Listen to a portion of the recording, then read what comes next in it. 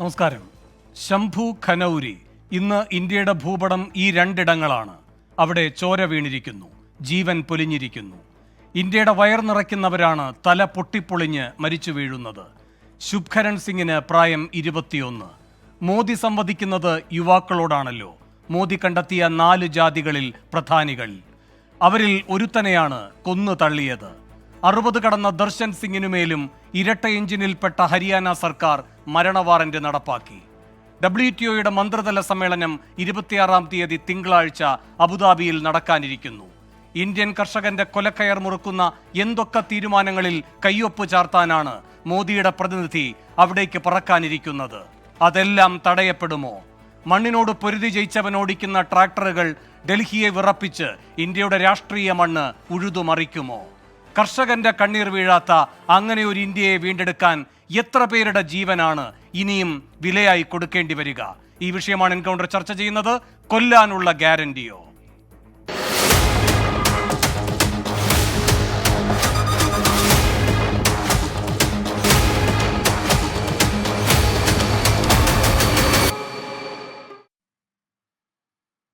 ഈ വിഷയത്തിൽ പ്രതികരിക്കാൻ കിസാൻ മോർച്ച നേതാവ് KV ബിജു, കോൺഗ്രസിൽ നിന്ന് രാജു P നായർ, രാഷ്ട്രീയ നിരീക്ഷകരായ ശ്രീജിത്ത് പണിക്കർ, പ്രമോദ് പുഴങ്കര എന്നിവർ എൻകൗണ്ടറിൽ തത്സമയം അതിഥികളായി പങ്കുചേരുന്നു. ആദ്യം ശ്രീ KV ബിജു. 2 കൊലപാതകങ്ങൾ നടന്നിരിക്കുന്നു. ശുഭ്കരൺ സിംഗ്, ദർശൻ സിംഗ്. എത്ര പേരുടെ ജീവൻ ഈ മോദി സർക്കാർ ഇനിയും ചോദിക്കും? മോദി പല ഗ്യാരണ്ടികൾ പറഞ്ഞുകൊണ്ട് 3-ാം വട്ടം ഉറപ്പിക്കുകയാണ്. ഹരിയാന സർക്കാരിന് മോദി കൊടുക്കുന്ന ഗ്യാരണ്ടി എന്താണ്?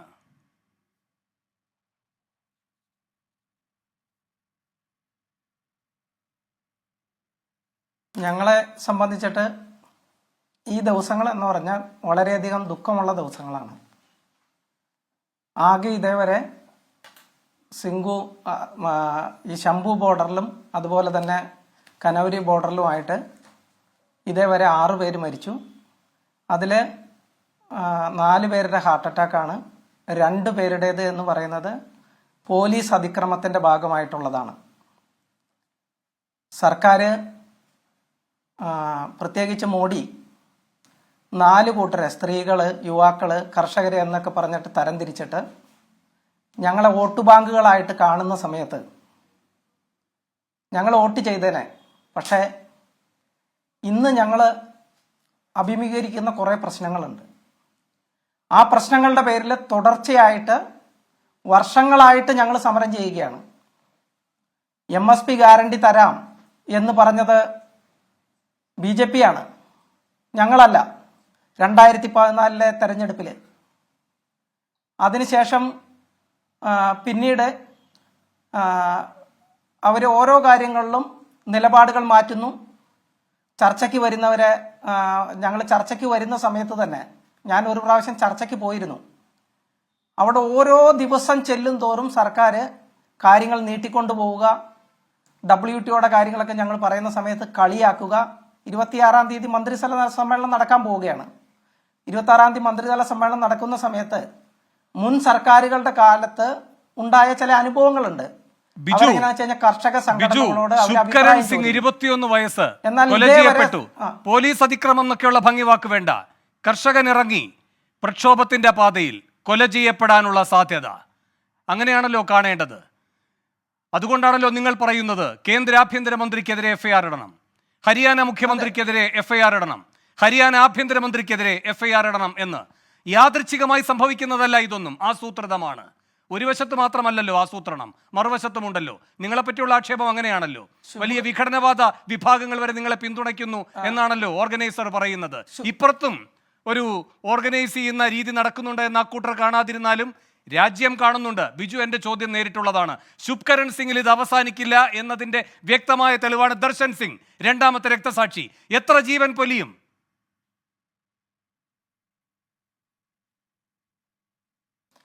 ഇത് സർക്കാർ വളരെ ക്രൂരമായ നടപടികളാണ് എടുക്കുന്നത്. ഞാൻ തന്നെ പോയ 3 ദിവസം തന്നെ നമ്മൾക്ക് അവിടെ നിൽക്കാൻ പറ്റാത്ത രീതിയിൽ ടിയർ ഗ്യാസ് ഷെല്ലുകൾ വരുന്നു. ഒരാൾക്കും തന്നെ, ഞങ്ങളുടെ നേതാക്കന്മാർ 2 പേര് വളരെ ആസ്മാറ്റിക് പ്രോബ്ലം ആയിട്ട് തുടർച്ചയായിട്ട് ഇത് വന്നുകൊണ്ട് വരുന്നു. ഇനി എത്ര പേര് അവിടെ മരിക്കുമെന്ന് ഞങ്ങൾക്ക് ആർക്കും പറയാൻ പറ്റില്ല. ഞങ്ങൾക്ക് ആരും തന്നെ എത്ര പേര് മരിച്ചാലും തന്നെ ഞങ്ങൾക്ക് ഈ സമരോട്ട് ഇട്ടുകൊണ്ട് പോകാനും പറ്റില്ല. ഓരോ കാര്യങ്ങളിലും സർക്കാർ എടുക്കുന്ന നടപടികൾ എത്ര ക്രൂരമാണ്. ഇദ്ദേഹത്തിന്റെ കാര്യത്തിൽ ഇപ്പൊ അദ്ദേഹത്തിന്റെ ബോഡി ശുഭകരൺ സിംഗിന്റെ ബോഡി ഇപ്പോഴും പാട്യാല ഹോസ്പിറ്റലിൽ ഇരിക്കുകയാണ്. ഞങ്ങൾ പറഞ്ഞു ഈ സംഭവം നടക്കുന്നത്, അദ്ദേഹം മരിച്ചു വീഴുന്നത് പഞ്ചാബിന്റെ മണ്ണിലാണ്. പഞ്ചാബ് പോലീസ് ഇതിന് ഉത്തരവാദി, ഈ മരണത്തിന് ഉത്തരവാദി ആയവർക്കെതിരെ കേസെടുക്കാതെ ഞങ്ങള് പോസ്റ്റ്മോർട്ടം നടത്താനോ അതുപോലെ തന്നെ ശവസംസ്കാര ചടങ്ങുകൾ നടത്താനോ ഞങ്ങൾ തയ്യാറല്ല എന്ന് ഞങ്ങൾ പറഞ്ഞിരിക്കുകയാണ്. ഞങ്ങൾ സമ്മതിക്കില്ല അതിനു വേണ്ടിയിട്ട്. കാരണം എന്താന്ന് വെച്ചാൽ ഇത് ആസൂത്രിതമായിട്ടുള്ള ഒരു കൊലപാതകമാണ്. അപ്പോഴും പഞ്ചാബിന് ചെയ്യാൻ കഴിയുന്ന കാര്യങ്ങൾ അവര് ചെയ്യുന്നില്ലേ? ഹരിയാനയെ പോലെ ആണോ പഞ്ചാബ് ഈ വിഷയത്തെ സമീപിക്കുന്നത്? അവിടെ കർഷകർക്ക് മുന്നോട്ട് പോകാൻ എന്തെങ്കിലും തടസ്സങ്ങളുണ്ടോ? കർഷകർക്കെതിരെ കേസെടുക്കുന്നുണ്ടോ? കർഷകരെ ഒരു ശത്രു സൈന്യത്തെ പോലെ അവിടുത്തെ പോലീസ് നേരിടുന്നുണ്ടോ? ഇല്ല. എന്ന് മാത്രമല്ല, ഡൽഹിയിലെ ആപ് സർക്കാരും എന്താണ് കേന്ദ്ര സർക്കാരിനോട് മുഖത്തോട് മുഖം നോക്കിയെന്ന് പറഞ്ഞത്? ഇവിടെ മൈതാനങ്ങൾ തുറന്ന ജയിലാക്കാൻ അനുവദിക്കില്ല. അല്ലെ, നിങ്ങൾ അങ്ങോട്ടേക്ക് കടന്നു വരികയാണെങ്കിൽ അവിടുത്തെ ഡൽഹി ഭരണകൂടം അതിന് ഒരു വിഘാതം സൃഷ്ടിക്കില്ല. പോലീസ് അമിത്ഷായുടെ ചരടിന്റെ അറ്റത്തായിരിക്കുന്നതുകൊണ്ട് ആ കാര്യത്തിൽ എത്ര ഉറപ്പ് നൽകാൻ കഴിയുമെന്നത് നമുക്കൊക്കെ ചിന്തിക്കാവുന്ന വിഷയമാണ്. പക്ഷേ രണ്ട് സർക്കാരുകൾ പ്രതിരോധിക്കുന്നുണ്ട് നിങ്ങൾക്കൊപ്പം തോളോട് തോൾ ചേർന്ന്.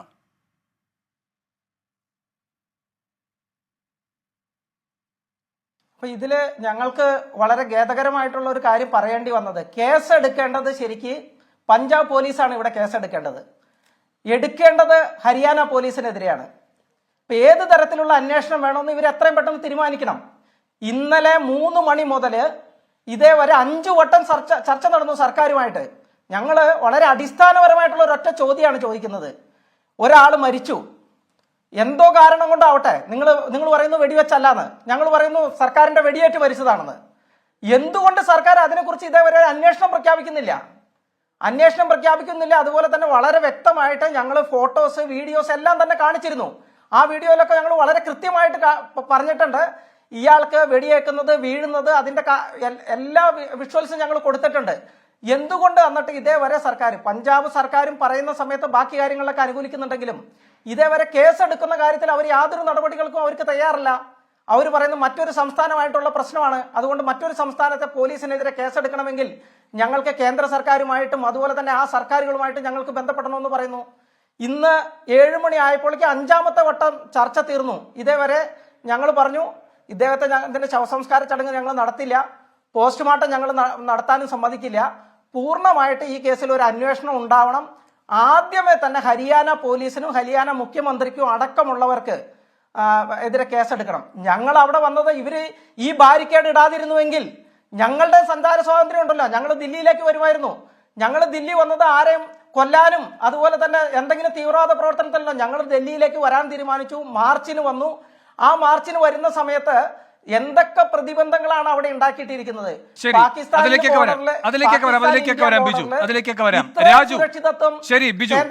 ബിജുവിലേക്ക് വരാം. രാജു, ഈ പ്രധാനമന്ത്രി എവിടെയും കാണപ്പെടാതെ ഇരിക്കുന്നില്ല. ഇന്ന് പ്രത്യക്ഷപ്പെട്ടിട്ടുണ്ട്, അദ്ദേഹത്തിന് പ്രിയപ്പെട്ട UP-യിൽ വാരണാസിയിൽ പ്രത്യക്ഷപ്പെട്ടിട്ടുണ്ട്. പക്ഷെ പറയുന്നത് മുഴുവൻ രാഹുലിനെതിരെയുള്ള ഭള്ളുപറച്ചിൽ. ഇപ്പോ UP-യിൽ യുവാക്കളെ അധിക്ഷേപിച്ച് സംസാരിച്ചു രാഹുൽ എന്നാണ് പറയുന്നത്. യുവരക്തത്തോട് ഇത്രയും വലിയ താല്പര്യമുള്ള ഈ മഹാനുഭാവൻ, ഈ ശുഭ്കരൺ സിംഗ് എങ്ങനെ മരിച്ചു? കുളിമുറിയിൽ തന്നെ വീണ് മരിച്ചു എന്നാണോ ഈ വ്യക്തി കരുതിയിരിക്കുന്നത്? അദ്ദേഹം കണ്ടെത്തിയിരിക്കുന്ന 4 ജാതികളുണ്ടല്ലോ, അതിൽ 3 ഗണത്തിലും പെടും ശുഭ്കരൺ സിംഗ്. യുവാവാണ്, 21 വയസ്സേ ഉള്ളൂ, കർഷകനാണ്, പാവപ്പെട്ടവനാണ്. എന്തായാലും പിന്നെ ഇദ്ദേഹം കണ്ടെത്തിയിരിക്കുന്ന 4ാമത്തെ കൂട്ടർ എന്ന് പറയുന്നത് സ്ത്രീകളാണ്. അത് ശുഭ്കരൺ സിംഗ് അല്ല. ബാക്കി എല്ലാ തരത്തിലും മോദി പരിരക്ഷിക്കാൻ പോകുന്ന ഗണത്തിൽപ്പെട്ട വ്യക്തിയാണ്. അതേപ്പറ്റി ഒന്നും പറയുന്നില്ല. രാഹുലിനെതിരെ ഭള്ളു പറയാനുള്ള വീര്യമാണ് ഇന്നും പുറത്തെടുക്കുന്നത്. ഇതെന്ത് പ്രധാനമന്ത്രി? വേണു, അതിൽ ആർക്കാണ് അത്ഭുതം? കഴിഞ്ഞ 10 വർഷത്തിനിടയിൽ ഈ രാജ്യത്തെ സംബന്ധിച്ച ഏറ്റവും പ്രധാനപ്പെട്ട വിഷയങ്ങളിൽ എവിടെയെങ്കിലും നരേന്ദ്രമോദി സംസാരിച്ചിട്ടുണ്ടോ? ഇന്ത്യയുടെ പാർലമെന്റിൽ സംസാരിച്ചിട്ടുണ്ടോ? അദ്ദേഹം രാഷ്ട്രീയ എതിരാളികളെ ബിലോ ദ ബെൽറ്റ്, ഒരു സംസ്കാരവും രാഷ്ട്രീയ മാന്യതയും ഒന്നുമില്ലാതെ, വസ്തുതകളില്ലാതെ കള്ളപ്രചരണം നടത്തുന്ന ഒരു വ്യക്തിയാണ്, ഒരു നുണയനായിട്ടുള്ളൊരു പ്രധാനമന്ത്രിയാണ് നരേന്ദ്രമോദി. അത് ദൗർഭാഗ്യവശാൽ നമ്മുടെ ജനങ്ങൾ അദ്ദേഹത്തിന് നൽകി, അല്ലെങ്കിൽ അത് ആ ഒരു ജനങ്ങളെ ഞാൻ കുറ്റപ്പെടുത്തുന്നില്ല, പക്ഷെ ആ ഒരു മാൻഡേറ്റിൽ ഇരിക്കേണ്ട സ്ഥാനത്ത് അല്ലാതെ കയറി ഇരുന്നു പോയ ഒരാളാണ്, മനസ്സിലായില്ലേ? പക്ഷെ അത് അദ്ദേഹത്തിന് നമുക്ക് പറയാൻ പറ്റില്ല. ഓരോ മനുഷ്യനും അവനവൻ്റെ സംസ്കാരത്തിനനുസരിച്ച് മാത്രമേ കാണുകയുള്ളൂ. പക്ഷേ ഇവിടെ പ്രശ്നം എന്താ? ഇവിടെ ഈ രാജ്യത്തെ ഏറ്റവും പ്രധാനപ്പെട്ട വിഷയത്തിൽ ഈ സർക്കാർ എവിടെ നിൽക്കുന്നു? ഈ സർക്കാർ കഴിഞ്ഞ കർഷക പ്രക്ഷോഭത്തിലും ഈ കർഷക പ്രക്ഷോഭത്തിലും എടുക്കുന്ന നിലപാട് എന്താണ്? ഇന്ത്യയുടെ പാർലമെന്റിൽ ഒരാക്രമണം തടയാൻ പോലും പരാജയപ്പെട്ട ഒരു ഗവൺമെന്റ് ഇന്ന് ഡൽഹിയിൽ, കനൌറിയിലും അതുപോലെ തന്നെ ബോർഡറിലും ഇവിടെ മറ്റേ റോഡുകളിൽ അള്ളു വിരിച്ച് ബസ്സുകളും ഈ പറയുന്ന ബാരിക്കേഡുകളും തീർത്ത് ഇന്ത്യയുടെ കർഷകരെ പ്രതിരോധിക്കാൻ നോക്കുകയാണ്. എന്താ അവരുടെ ആവശ്യം? അവരുടെ ആവശ്യം ഏറ്റവും ന്യായമായ ആവശ്യമാണ്. രാഷ്ട്രീയമായി പറഞ്ഞാൽ കഴിഞ്ഞ തെരഞ്ഞെടുപ്പിന് മുമ്പ് നരേന്ദ്രമോദി കൊടുത്ത വാഗ്ദാനം, ആ വാഗ്ദാനമാണല്ലോ ഏറ്റവും പ്രധാനപ്പെട്ടത്. താങ്ങുവില, മിനിമം സപ്പോർട്ട് പ്രൈസ് കൊടുക്കണം എന്നുള്ളത്. ആ മിനിമം സപ്പോർട്ട് പ്രൈസ് കൊടുക്കാൻ നരേന്ദ്രമോദി തയ്യാറല്ല. കോൺഗ്രസ് ഉൾപ്പെടെ അവരുൾപ്പെടെ ആവശ്യപ്പെടുന്നത് അത് നിയമപരമായി അവർക്ക് സ്ഥാപിച്ചു കൊടുക്കണം. അത് സ്ഥാപിച്ചു കൊടുക്കാൻ നരേന്ദ്രമോദി താല്പര്യപ്പെടുത്തതിൻ്റെ പുറകിലുള്ള വികാരം എന്താ? അത് ഇന്ത്യയുടെ ഈ നേരത്തെ നമുക്ക് ഓർമ്മയുണ്ടല്ലോ കർഷക മാരണ 3 നിയമങ്ങൾ കൊണ്ടുവന്നത്. ഇന്ത്യയിലെ കാർഷിക മേഖല മുഴുവൻ അദ്ദേഹത്തിന്റെ സുഹൃത്തായ അദാനിക്ക് തീരെഴുതി കൊടുക്കാൻ വേണ്ടി ഏറ്റവും വലിയ പ്രതിബന്ധമായി പോകാൻ പോകുന്നത് ഈ MSP ലീഗൽ റൈറ്റ് ആക്കിയാലാണ്. കാരണം ഇവർ ആ കാർഷിക രംഗത്തൊരു മത്സരം ഉണ്ടാക്കിക്കൊണ്ട് ആ മത്സരത്തെ ആ കുത്തകവൽക്കരിച്ച് അതിൽ നിന്ന് അദാനിക്ക് നേട്ടമുണ്ടാക്കാൻ വേണ്ടി കൊണ്ടുവന്ന നിയമങ്ങൾ, ആ നിയമങ്ങൾ ഇപ്പോഴും ഇവരുടെ അജണ്ട തന്നെയാണ്. അത് നടപ്പാക്കാൻ സാധിക്കാതെ പോയി എന്ന് മാത്രമേ ഉള്ളൂ.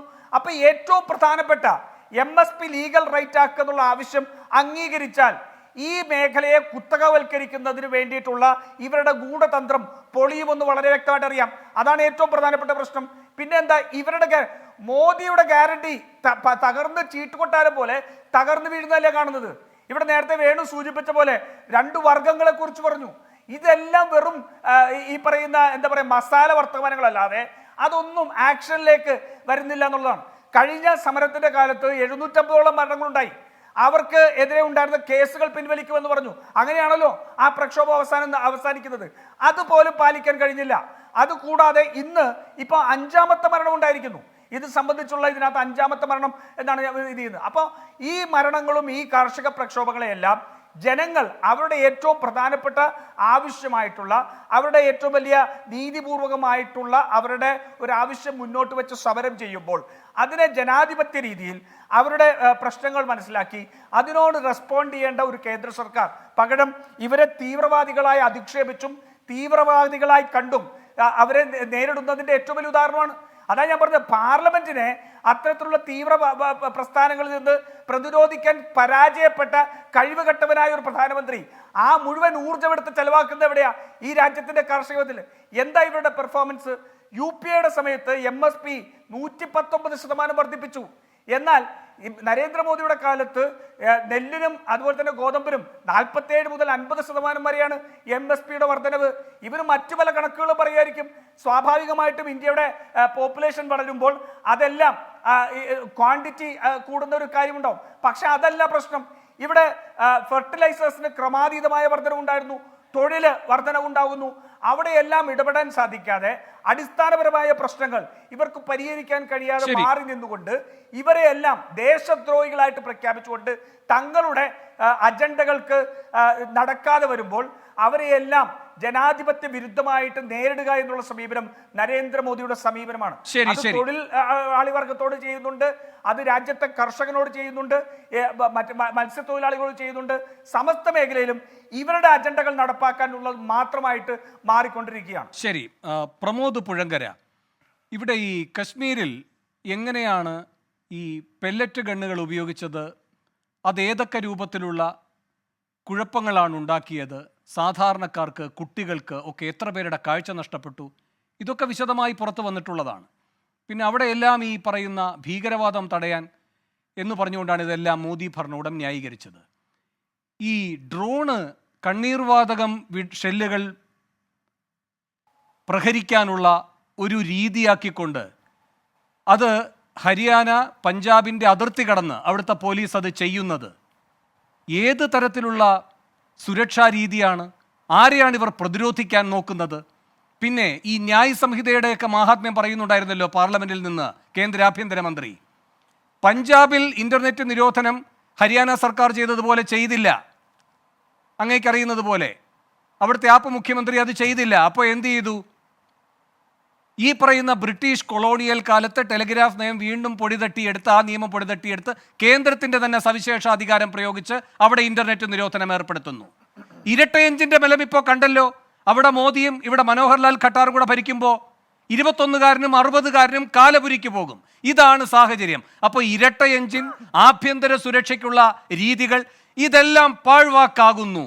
ഈ സർക്കാരിന്റെ യഥാർത്ഥ മുഖം അത് മനുഷ്യവേട്ടയുടെ മുഖമാണ് എന്ന് തെളിയിക്കുന്നില്ലേ ശംഭുവും ഖനൗരിയും?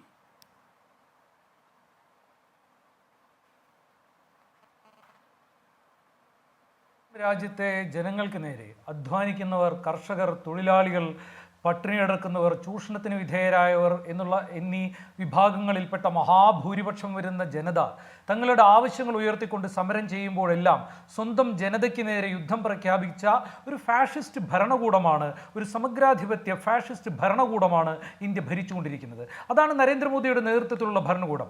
ആളില്ലാ ആകാശ വാഹനങ്ങളിൽ നിന്ന്, ഈ ഡ്രോണുകളിൽ നിന്ന് അത് ആദ്യമായി ഒരു ജനങ്ങളുടെ പ്രതിഷേധത്തിന് നേരെ അതുപയോഗിച്ചുകൊണ്ട് കണ്ണീർവാതക ഷെൽ ഉപയോഗിച്ച് ആക്രമണം നടത്തുകയാണ് സർക്കാർ ചെയ്തത്. അത് കർഷകരുടെ പ്രതിഷേധത്തിന് നേരെയാണെന്നുള്ളത് കൂടി നമ്മൾ ഓർക്കണം.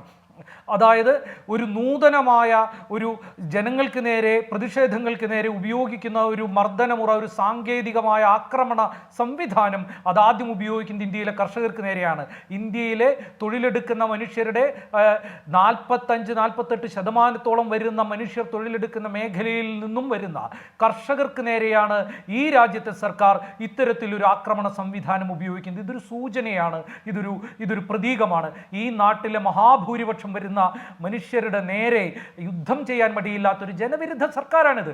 അതുകൊണ്ടാണ് ഒരു വശത്ത് ജനങ്ങൾക്ക് നേരെ ഇങ്ങനെ ആക്രമിക്കുകയും ജനങ്ങളുടെ സാധാരണ പ്രശ്നങ്ങൾ ഉന്നയിച്ചുകൊണ്ട്, ജീവിത പ്രശ്നങ്ങൾ ഉന്നയിച്ചുകൊണ്ട് സമരം ചെയ്യുന്ന മനുഷ്യരെ ആക്രമിക്കുമ്പോൾ അത് ഒരു ചർച്ചയാക്കാതിരിക്കുന്നതിന് വേണ്ടി ക്രോണി ക്യാപിറ്റലിസ്റ്റുകൾക്ക് വേണ്ടി, അദാനിയും അംബാനിയും പോലുള്ള വൻകിട മുതലാളിമാർക്ക് വേണ്ടി ഭരണം നടത്തുകയും കോർപ്പറേറ്റ് ഫാഷിസ്റ്റ് കൂട്ടുകെട്ടിൻ്റെ ഒരു ഭരണ സംവിധാനം രാജ്യത്ത് നിലനിൽക്കുകയും ചെയ്യുമ്പോൾ അത് ചർച്ചയാക്കാതിരിക്കുന്നതിന് വേണ്ടിയിട്ടാണ് രാമക്ഷേത്രം, വർഗീയത, ബാബർ, അക്ബർ, പ്രതിഷ്ഠാദിനം എന്നൊക്കെ പറഞ്ഞുള്ള ഗിമ്മിക്കുകൾ കാട്ടിക്കൊണ്ട് ഈ രാജ്യത്തെ ജനങ്ങളെ നിതാന്തമായ മതവെറിയുടെയും ഭൂരിപക്ഷ മതവർഗീയതയുടെയും ഇടയിൽ ഇവർ പെടുത്തുന്നത്. ഇപ്പോൾ കർഷകരുടെ ആവശ്യങ്ങൾക്ക് നേരെ മുഖം തിരിഞ്ഞുകൊണ്ട് ഈ പറഞ്ഞ പോലെ ഇരട്ട എഞ്ചിൻ സർക്കാരുകൾ നടത്തുന്ന ഈ ഭീകരമായ ആക്രമണത്തിൻ്റെ ഒരു പശ്ചാത്തലം നോക്കൂ. കർഷകരുടെ ആവശ്യങ്ങൾ എടുത്തു നോക്കൂ. കർഷകരുടെ ആവശ്യങ്ങൾ, കോർപ്പറേറ്റുകളുടെ ആവശ്യങ്ങളുമായിട്ട് സർക്കാർ എങ്ങനെയാണ് പ്രതികരിക്കുന്നത് എന്നുള്ള ഒരൊറ്റ ഉദാഹരണം മതി ഇതിന്. കഴിഞ്ഞ 2014-15 സാമ്പത്തിക വർഷം തൊട്ട് ഉള്ള 8 വർഷം ഇങ്ങോട്ട് എടുത്തു കഴിഞ്ഞാൽ 14.5 ലക്ഷത്തോളം, 14.56 ലക്ഷം കോടി രൂപയാണ് ഈ ഇന്ത്യയിലെ ബാങ്കുകൾ കോർപ്പറേറ്റുകൾ കടം എഴുതിത്തള്ളിയത്, വൻകിട കടം എഴുതിത്തള്ളിയത് 14.56 ലക്ഷം 14.56 ലക്ഷം കോടി രൂപയാണ്. അതിൽ 7.25 ലക്ഷം കോടിയിലേറെ വൻകിട കോർപ്പറേറ്റുകളുടെ മാത്രം കടമാണ്. വൻകിട വ്യവസായ ഗ്രൂപ്പുകളുടെയും ഫിനാൻസ് ക്യാപിറ്റലിസ്റ്റുകളുടെയും മാത്രം കടമാണ് 7.25 ലക്ഷം കോടി രൂപ എഴുതിത്തള്ളിയത്. ബാക്കി കടമാകട്ടെ വൻകിട ധനിക കടക്കാരുടേതാണ്. അവിടെയാണ് ലീഗൽ MSP പ്രഖ്യാപിച്ചു കഴിഞ്ഞാൽ വലിയ സാമ്പത്തിക ബാധ്യത ഉണ്ടാകുമെന്ന് പറയുന്നത്, കർഷകരുടെ ആവശ്യങ്ങളോട് മുഖം തിരിഞ്ഞു നിൽക്കണമെന്ന് പറയുന്നത്. ക്രൂഡ് പാം ഓയിലിൻ്റെയും ക്രൂഡ് സൺഫ്ലവർ ഓയിലിൻ്റെയും എഡിബിൾ ഓയിലിൻ്റെയും ഇറക്കുമതി തീരുവ, ഇമ്പോർട്ട് ഡ്യൂട്ടി കുറച്ചു കൊടുക്കുന്നതിലൂടെ സർക്കാർ ആരെയാണ് സഹായിച്ചത്? ലക്ഷക്കണക്കിന് ടൺ അത്തരത്തിൽ ഓയിൽ ഇറക്കുമതി ചെയ്തുകൊണ്ട് സഹായിച്ചത് അദാനി ഗ്രൂപ്പിനെയാണ്. ഗോതമ്പിൻ്റെ ഇറക്കുമതി തീരുവ കുറച്ചതിലൂടെ ആരെയാണ് സഹായിച്ചത്? ഇത്തരം കമ്പനികളെയാണ് സഹായിച്ചത്. ആപ്പിളിൻ്റെ തീരുവയിലെ ഇറക്കുമതി തീരുവ 70% നിന്ന് 50% 5.8 ലക്ഷം കേസ് ആപ്പിളിൻ്റെ വ്യത്യാസമാണ് ഇറക്കുമതിയിലുണ്ടായത്. അതായത് ഒരു ചെറിയ നയം പോലും സർക്കാർ പ്രഖ്യാപിക്കുന്നത് കർഷകർക്ക് വേണ്ടിയല്ല, കോർപ്പറേറ്റുകൾക്ക് വേണ്ടിയിട്ടാണ്. 16 ഫ്രീ ട്രേഡ് എഗ്രിമെന്റിലാണ് ഇന്ത്യൻ സർക്കാർ ഏറ്റെടുത്തിരിക്കുന്നത്, സ്വതന്ത്ര വ്യാപാര കരാറുകളിൽ. ഈ സ്വതന്ത്ര വ്യാപാര കരാറുകൾ ഈ രാജ്യത്തെ കർഷകരെ എങ്ങനെയാണ് ബാധിക്കുന്നതെന്ന് കർഷകരുടെയും കർഷക തൊഴിലാളികളുടെയും ഒക്കെ സംഘടനകളുമായിട്ട് ആലോചിച്ചിട്ടാണോ സർക്കാർ ഏർപ്പെട്ടത്? അല്ല. ഈ രാജ്യത്തെ കൃഷിയെ പ്രതിലോമകരമായി ബാധിക്കുന്ന കരാറുകളിലാണ് സർക്കാർ ഏർപ്പെടുന്നത്. എന്തുകൊണ്ടാണ് ഈ സമരത്തെ സർക്കാർ ഇത്ര ഭീകരമായി നേരിടുന്നത്? കാരണം ഇന്ത്യയിൽ ഇന്നേ വരെ ഉയർന്നിട്ടുള്ള കർഷക സമരങ്ങളിലെ ഏറ്റവും രാഷ്ട്രീയമായ മുദ്രാവാക്യങ്ങളാണ്, പൊളിറ്റിക്കൽ ഇക്കോണമിയെ ആധാരമാക്കിയുള്ള മുദ്രാവാക്യങ്ങളാണ് ഈ സമരത്തിൽ ഉയർന്നത്. ഈ MSP ലീഗലൈസ് ചെയ്യുകയും അതിന് നിയമം കൊണ്ടുവരികയും ചെയ്യുക എന്നുള്ള പ്രാഥമികമായ ഏറ്റവും മുഖ്യമായ ഡിമാൻഡുകൾക്കൊപ്പം തന്നെ അവർ ഉയർത്തുന്നത് WTOയിൽ നിന്നും പിന്മാറുക, FTAകൾ പുനഃപരിശോധിക്കുക, അതുപോലെ തന്നെ കർഷകരുടെയും ആദിവാസികളുടെയും അവരുടെ തദ്ദേശീയ ജനവിഭാഗങ്ങളുടെയും ഭൂമിക്ക് മുകളിലുള്ള അവകാശം കൂടുതൽ സുരക്ഷിതമാക്കുന്നതിന് വേണ്ടി 2013 ഭൂമി ഏറ്റെടുക്കൽ നിയമത്തിൽ ഭേദഗതികൾ വരുത്തിക്കൊണ്ട് അതിൽ കൂടുതൽ ശക്തിപ്പെടുത്തുക മുതലായ തൊഴിലാളികളുടേതടക്കമുള്ള പ്രസ്ഥാനങ്ങളുമായി ചേർന്നുകൊണ്ട് അവരുടെ ആവശ്യങ്ങളുമായി ഒത്തുചേർന്നുകൊണ്ടുള്ള വിശാലമായ രാഷ്ട്രീയ മുദ്രാവാക്യങ്ങളാണ് അവർ ഉന്നയിക്കുന്നത്. അതുകൊണ്ടുകൂടിയാണ് സർക്കാർ ഈ സമരത്തെ ചോരയിൽ മുക്കിക്കൊല്ലുന്നതിന് വേണ്ടി ശ്രമിക്കുന്നത്. കർഷകരുടെ മറ്റൊരു നമുക്ക് എല്ലാവർക്കും അറിയുന്നത് പോലെ, അല്ലെങ്കിൽ സർക്കാർ അറിയില്ല എന്ന് നടിക്കുന്നത് പോലെ, MS സ്വാമിനാഥൻ കമ്മീഷൻ റിപ്പോർട്ട്, ഈ കാർഷിക പ്രശ്നങ്ങൾ പഠിച്ച ഏറ്റവും വിശദമായി റിപ്പോർട്ട് സമർപ്പിച്ച ഈ സർക്കാർ തന്നെ ഭാരതരത്ന കൊടുത്ത് ആദരിച്ചു, ഞങ്ങൾ കർഷകർക്ക് വേണ്ടി സംസാരിക്കുന്നു എന്ന് കാണിക്കുന്നതിന് വേണ്ടി, ജനങ്ങളെ പറ്റിക്കുന്നതിന് നടപ്പാക്കി MS സ്വാമിനാഥന് ഭാരതരത്ന കൊടുത്ത് നടപടി ഉണ്ടായല്ലോ. ആ MS സ്വാമിനാഥൻ കമ്മീഷൻ റിപ്പോർട്ടിലെ ശുപാർശ നടപ്പാക്കണമെന്നാണ് ആവശ്യപ്പെടുന്നത്. എന്താ MSP സംബന്ധിച്ച് സ്വാമിനാഥൻ കമ്മിറ്റിയുടെ റിപ്പോർട്ട്? അതായത് A2+ FL+ 1.5 മടങ്ങാണ് പറയുന്നത്. അതായത് സാങ്കേതിക കാര്യങ്ങളുടെ വിശദാംശങ്ങളിലേക്ക് കൂടെ വരാം. ഈ ചർച്ച മുന്നോട്ട് പോകുമ്പോൾ പ്രമോദ്, ഞാൻ വരാം പ്രമോദിലേക്ക്. ശ്രീജിത്ത് പണിക്കർ, ഇവിടെ ഇപ്പോ മോദിയുടെ ഗ്യാരണ്ടിയാണ് മോദി എല്ലാ ദിവസവും വാദോരാതെ പറഞ്ഞുകൊണ്ടിരിക്കുന്നത്. ഇപ്പോ ഒരു കാര്യമുണ്ട്, പ്രധാനമന്ത്രി ഗരീബ് കല്യാൺ യോജന. ഈ നമ്മുടെ അതിഥി തൊഴിലാളികളൊക്കെ കോവിഡിൻ്റെ കാലത്ത് തൊഴിൽ നഷ്ടപ്പെട്ട് റോഡുകളിലൂടെ ദീർഘദൂരം സഞ്ചരിച്ച്, റെയിൽപാളങ്ങളിലൂടെ സഞ്ചരിച്ച്, ട്രെയിൻ മുട്ടി മരിച്ച്, റോഡുകളിൽ തന്നെ വിശന്ന് ജീവൻ നഷ്ടപ്പെട്ട ദാരുണമായ ചിത്രം നമ്മുടെ മുന്നിലുണ്ട്. അവർക്ക് രക്ഷാകരമായത് ഈ പറയുന്ന ഭക്ഷ്യധാന്യങ്ങൾ സൗജന്യമായി നൽകുക എന്ന ആ ഘട്ടത്തിലെ തീരുമാനമായിരുന്നു. അത് നടപ്പാക്കി. പിന്നീട് ഇപ്പോൾ പ്രധാനമന്ത്രി 2023 പറഞ്ഞത് എന്താണ്? ഏറ്റവും ഒടുവിൽ അടുത്ത 5 വർഷത്തേക്ക് കൂടി അത് ഉറപ്പുവരുത്തും, സൗജന്യമായി 80 കോടി ജനങ്ങൾക്ക്. അതാരുടെ ഗ്യാരണ്ടിയാണ്? അത് മോദിയുടെ ഗ്യാരണ്ടി അല്ല, അത് ഈ ശുഭ്കരൺ സിംഗ് അടക്കമുള്ളവർ രാപ്പകൽ വിയർത്ത് മോദിക്ക് നൽകി തിരിച്ചു കൊടുത്ത ഗ്യാരണ്ടിയാണ്. അതാണ് ഈ 80 ലക്ഷം പേർക്ക് സൗജന്യമായി ഭക്ഷ്യധാന്യങ്ങളായി വിതരണം ചെയ്യാൻ കഴിയുന്ന അരി. ഇപ്പോൾ ഈ സെൽഫി പോയിന്റ് നോക്കുന്നുണ്ടല്ലോ, ഈ കേരളത്തിലടക്കം നിർബന്ധമായിട്ട് പറയുന്നുണ്ടല്ലോ, റേഷൻ കടയ്ക്ക് മുന്നിൽ ഇദ്ദേഹത്തിൻ്റെ അടുത്ത് നിന്നുകൊണ്ട് സെൽഫി എടുത്തു കൊടുക്കണം എന്ന്. അതുപോലെ തന്നെ ഭാരതരി ഇപ്പോൾ കൊണ്ടുവരുന്നുണ്ടല്ലോ. ഇതൊക്കെ എവിടെ നിന്ന് വന്നു? ആരുടെ ഗ്യാരണ്ടിയുടെ ആനുകൂല്യമാണ് പ്രധാനമന്ത്രി പറ്റുന്നത്? അതാണ് എന്നോടുള്ള ചോദ്യം. അതെ, തീർച്ചയായിട്ടും നമ്മുടെ നാട്ടിലുള്ള കർഷകരുടെ ശ്രമം തന്നെയാണ്. ഇവിടെയുള്ള ഏതൊരു വിളയും ഏതൊരു ഉൽപ്പന്നവും അങ്ങനെ തന്നെയാണ്. അപ്പോൾ അത് കൃത്യമായ രീതിയിൽ മാനേജ് ചെയ്യുക, പ്രൊക്യൂർ ചെയ്യുക, സംഭരിക്കുക, അത് വിതരണം ചെയ്യുക, കർഷകർക്ക് ന്യായമായിട്ടുള്ള പ്രതിഫലം നൽകുക തുടങ്ങിയത് നമ്മുടെ നാട്ടിലെ വ്യവസ്ഥാപിതമായിട്ടുള്ള നിയമങ്ങൾ അനുസരിച്ച് ഒരു സർക്കാരിൻ്റെ ചുമതലയുമാണ്. അപ്പോൾ അതിൽ ആർക്കെങ്കിലും, എനിക്ക് തോന്നുന്നു ഈ പാനലിൽ നിന്നല്ല, ഈ ചർച്ച കാണുന്ന ആർക്കെങ്കിലും തന്നെ ആ കാര്യത്തിൽ സംശയമുണ്ടോ എന്ന് എനിക്ക് തോന്നുന്നില്ല. ഇത് പരസ്പര പൂരകങ്ങളായിട്ടുള്ള കാര്യമാണ്. ഒന്ന്, കർഷകർ മണ്ണിൽ പണിയെടുത്ത് വിളയുണ്ടാക്കുന്നു, അത് കൊടുക്കുന്നു, ആ വിളയ്ക്ക് ന്യായമായിട്ടുള്ള വില നൽകുക എന്നുള്ളതും അത് സംഭരിക്കുക എന്നുള്ളതും അത് വിതരണം ചെയ്യുക എന്നുള്ളതും ഒരു സർക്കാരിന്റെ പ്രഖ്യാപിതമായിട്ടുള്ള ഒരു പോളിസിയുടെ ഭാഗമായിട്ട് നടപ്പാക്കുക എന്ന് പറയുന്നത് പരസ്പര പൂരകമായിട്ടുണ്ട്. ഇതിൽ ഏതെങ്കിലും ഒരെണ്ണം മറ്റൊന്നിനേക്കാൾ കൂടുതലാണെന്നോ മുകളിലാണെന്നോ ഞാൻ കരുതുന്നില്ല. കാരണം ഇതിൽ ഏതെങ്കിലും ഒരു കാര്യം തകരാറിലായി കഴിഞ്ഞാൽ അത് മൊത്തത്തിലുള്ള ഒരു ഇംബാലൻസിനെയാണ് സൂചിപ്പിക്കുക. അപ്പോൾ ഉദാഹരണത്തിന് നിറയെ വിളയുണ്ടാകുന്നു, നേരെ മറിച്ച് സംഭരിക്കാനായിട്ട് ആളില്ല, സംഭരിക്കാനുള്ള സൗകര്യങ്ങളില്ല, കൃത്യമായ വില അവർക്ക് നൽകുന്നില്ല എന്ന് വെച്ചാൽ എക്സസ് പ്രൊഡക്ഷൻ ആവും, ആ പ്രൊഡ്യൂസ് എല്ലാം തന്നെ ചീത്തയായി പോകുന്ന കാര്യമാവും. നേരെ മറിച്ച് ഇതെല്ലാം തന്നെ എല്ലാ പോളിസികളും വളരെ കൃത്യമായിട്ട് നടപ്പാക്കുന്ന, താങ്കൾ പറഞ്ഞതുപോലെയുള്ള പദ്ധതികളൊക്കെ നടപ്പാക്കുന്ന ഒരു സർക്കാരുണ്ട്, പക്ഷെ പ്രൊഡ്യൂസ് ഉണ്ടാകുന്നില്ല എങ്കിൽ അതും കാര്യക്ഷമമായിട്ട് പ്രവർത്തിക്കാനായിട്ട് പറ്റുന്നില്ല. അപ്പോൾ ഓൺ പേപ്പർ ആയാലും പ്രാക്ടിക്കലി ഓൺ ഗ്രൗണ്ട് ഇംപ്ലിമെന്റേഷൻ ആയാലും ഇത് രണ്ടും പരസ്പര പൂരകങ്ങളാണ്. അത് അങ്ങനെ തന്നെയാണ് ഒരു ആരോഗ്യകരമായിട്ടുള്ള ഒരു സാമൂഹ്യ അവസ്ഥയിൽ അത് അങ്ങനെ തന്നെയാണ് വരേണ്ടത്. എന്ന് പറയുമ്പോൾ താങ്കൾ ഉദ്ദേശിക്കുന്നത് എന്താണ്? അല്ല, താങ്കളുടെ ആ ചോദ്യം എനിക്ക് കൂടുതൽ മനസ്സിലായില്ല. ഇത് എന്താണ് എന്നുള്ളത് ചോദിച്ചു. ഞാൻ മോദിയുടെ ഗ്യാരണ്ടി എന്ന് പറയുന്നുണ്ടല്ലോ, മോദിയുടെ ഗ്യാരണ്ടിയേക്കാൾ കർഷകൻ മോദിക്ക് കൊടുത്ത ഗ്യാരണ്ടിയുടെ ഗുണഫലമാണ് അദ്ദേഹം ഇപ്പോൾ അനുഭവിക്കുന്നത്. ഈ 80 കോടി ആളുകൾക്ക് 5 വർഷത്തേക്കൂടെ ഭക്ഷ്യധാന്യം എന്ന് പറയുന്നത് കർഷകർ അങ്ങോട്ട് കൊടുത്ത ഗ്യാരണ്ടിയാണ്. അതാണ് ഒന്നാമത്തെ കാര്യം. ഇനി രണ്ടാമത്തെ കാര്യം, ഇവിടെ ഈ പാനലിൽ മറ്റു 3 പേരും പറഞ്ഞതും എല്ലാവർക്കും അറിയുന്നതുമായ കാര്യം, 2014 ഈ മഹാൻ ഇന്ത്യൻ ജനതയെ അഭിമുഖീകരിക്കുമ്പോൾ പറഞ്ഞത് MS സ്വാമിനാഥൻ്റെ ഈ പ്രധാനപ്പെട്ട നിർദ്ദേശമടക്കം നടപ്പാക്കുമെന്നാണ്. എന്ന് മാത്രമല്ല, BJPയുടെ പ്രകടന പത്രികയിലും അത് ഉൾപ്പെട്ടിട്ടുണ്ട്. ഓർഗനൈസറിൻ്റെ പത്രാധിപർ അതും കൂടെ ഒന്ന് വായിച്ചു നോക്കണം. ഇപ്പോൾ ഈ ആവശ്യവുമായി വരുന്നതെല്ലാം അപ്രായോഗികമാണെന്ന് പറയുന്ന കൂട്ടർ അല്ലേ? അപ്പോൾ ആ ഗ്യാരണ്ടി യഥാർത്ഥത്തിൽ എന്തായിരുന്നു? അതിൻ്റെ പൊള്ളത്തരം കൂടി മനസ്സിലാവുകയല്ലേ ഈ ഘട്ടത്തിൽ ശ്രീത്ത് പണിക്കർ? ഇവിടെ ശ്രീ പ്രമോദ് പുഴങ്കര ഒരു ഇക്വേഷൻ പറയുന്നത് കേട്ടു. ആ ഇക്വേഷനാണോ അതോ സ്വാമിനാഥൻ കമ്മീഷൻ പറഞ്ഞിരിക്കുന്ന C2 + 50% എന്ന് പറയുന്നതാണോ ഇതിൽ തർക്ക വിഷയം എന്നുള്ളതാണ് ഒന്നാമത്തെ കാര്യം. സ്വാമിനാഥൻ കമ്മിറ്റിയുടെ MSPയിലുള്ള റെക്കമെൻഡേഷൻ സ്വീകരിക്കാൻ അതേപടി സ്വീകരിക്കാനായിട്ട് തയ്യാറാണോ എന്നുള്ളത് ഒരുപക്ഷെ ഈ ചർച്ചയിൽ ശ്രീ ബിജുവിന് പറയാം. അദ്ദേഹം കർഷക നേതാവാണ്, കർഷകരെ പ്രതിനിധീകരിക്കുന്നയാളാണ്. ആ നിർദ്ദേശവുമായിട്ട് മുന്നോട്ട് പോകുന്നതിന് സ്വാമിനാഥൻ കമ്മിറ്റി MSPയുമായി ബന്ധപ്പെട്ട് പറഞ്ഞിരിക്കുന്ന കാര്യങ്ങൾ അതേപടി സ്വീകരിക്കാൻ അവർ തയ്യാറാണോ എന്നുള്ളത് ഒരു പക്ഷേ അദ്ദേഹത്തിനും പറയാം. പക്ഷേ ഇതിന്റെ പ്രായോഗികമായിട്ടുള്ള ഒരു തലത്തിൽ, അതിന്റെ ഒരു ഇംപ്ലിമെന്റേഷനിൽ നമ്മുടെ രാജ്യത്തുള്ള നിരവധി ആൾക്കാർ, അത് പ്രത്യേകിച്ച് എക്കണോമിസ്റ്റുകളായിട്ടുള്ള അശോക് ഗുലാത്തിയെ പോലെയുള്ള നിരവധി ആൾക്കാർ പറഞ്ഞിട്ടുണ്ട് അത് എങ്ങനെയാണ് പ്രായോഗികമല്ലാതെയാകുന്നത് എന്ന്. ഇപ്പൊ MSPയുടെ കാര്യത്തിലാണെങ്കിൽ അതിന്റെ ഒരു ലീഗൽ ഗ്യാരണ്ടിയിൽ ഉണ്ടാകുന്ന ഒരു പ്രശ്നം, ഏത് രീതിയിലുള്ള ലീഗൽ ഗ്യാരണ്ടിയാണ് നമുക്ക് ഉണ്ടാകേണ്ടത് എന്നുള്ളതാണ് അതിന്റെ ഒരു പ്രശ്നം. ഇപ്പോൾ അരി അല്ലെങ്കിൽ പിന്നെ കോട്ടൺ, അതല്ലെങ്കിൽ ഏതെങ്കിലും ഒരു വസ്തു എടുത്തോളൂ, നമ്മൾ 23 താങ്ങുവില നൽകുന്ന ഉൽപ്പന്നങ്ങൾ എടുത്തോളൂ. ആ ഉൽപ്പന്നങ്ങളിൽ നമ്മൾ ഏത് രീതിയിലാണ് അത് വിഭാവനം ചെയ്യുന്നത്, എത്ര കാലത്തേക്കാണ് എന്നുള്ളതാണ് അതിൽ ഏറ്റവും പ്രധാനപ്പെട്ട കാര്യം. അത് പീരിയോഡിക്കലായിട്ട് നമുക്ക് റിവൈസ് ചെയ്യണം. ആ റിവൈസ് ചെയ്തില്ല എങ്കിൽ ഉണ്ടാകുന്ന ഏറ്റവും വലിയ അപകടം എന്ന് പറഞ്ഞാൽ ഏറ്റവും കൂടുതൽ റിട്ടേൺസ് കിട്ടുന്ന ക്രോപ്പ് ഏതാണോ ആ ക്രോപ്പിനെ മാത്രമായിട്ട് കൃഷി ചെയ്യുന്നതിന് വേണ്ടിയിട്ട് കർഷകർ ശ്രമിക്കും. ഇപ്പൊ നമ്മൾ ആലോചിച്ച് നോക്കിക്കഴിഞ്ഞാൽ ഇപ്പോൾ ഒരു 4-5 റൗണ്ട് ചർച്ച കേന്ദ്ര സർക്കാരുമായിട്ട് കർഷകരുടെ നേതാക്കളുടെ ഭാഗത്ത് നിന്ന് നടന്നു.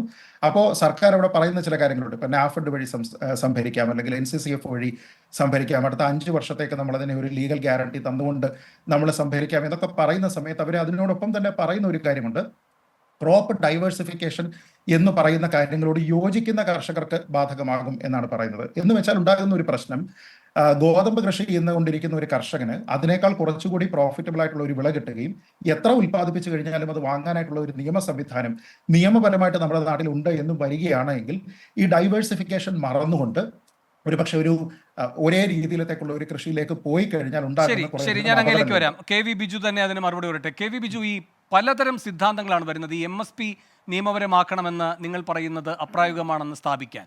ഒന്നാമതായി ഇപ്പോൾ പറഞ്ഞുകൊണ്ടിരിക്കുന്ന നമ്മുടെ സമ്പദ് വ്യവസ്ഥ ആകെ അങ്ങ് തകരാറിലാകും. വർഷം 17 ലക്ഷം കോടിയാണ് അതിനുവേണ്ടി മാറ്റിവെക്കേണ്ടി വരിക.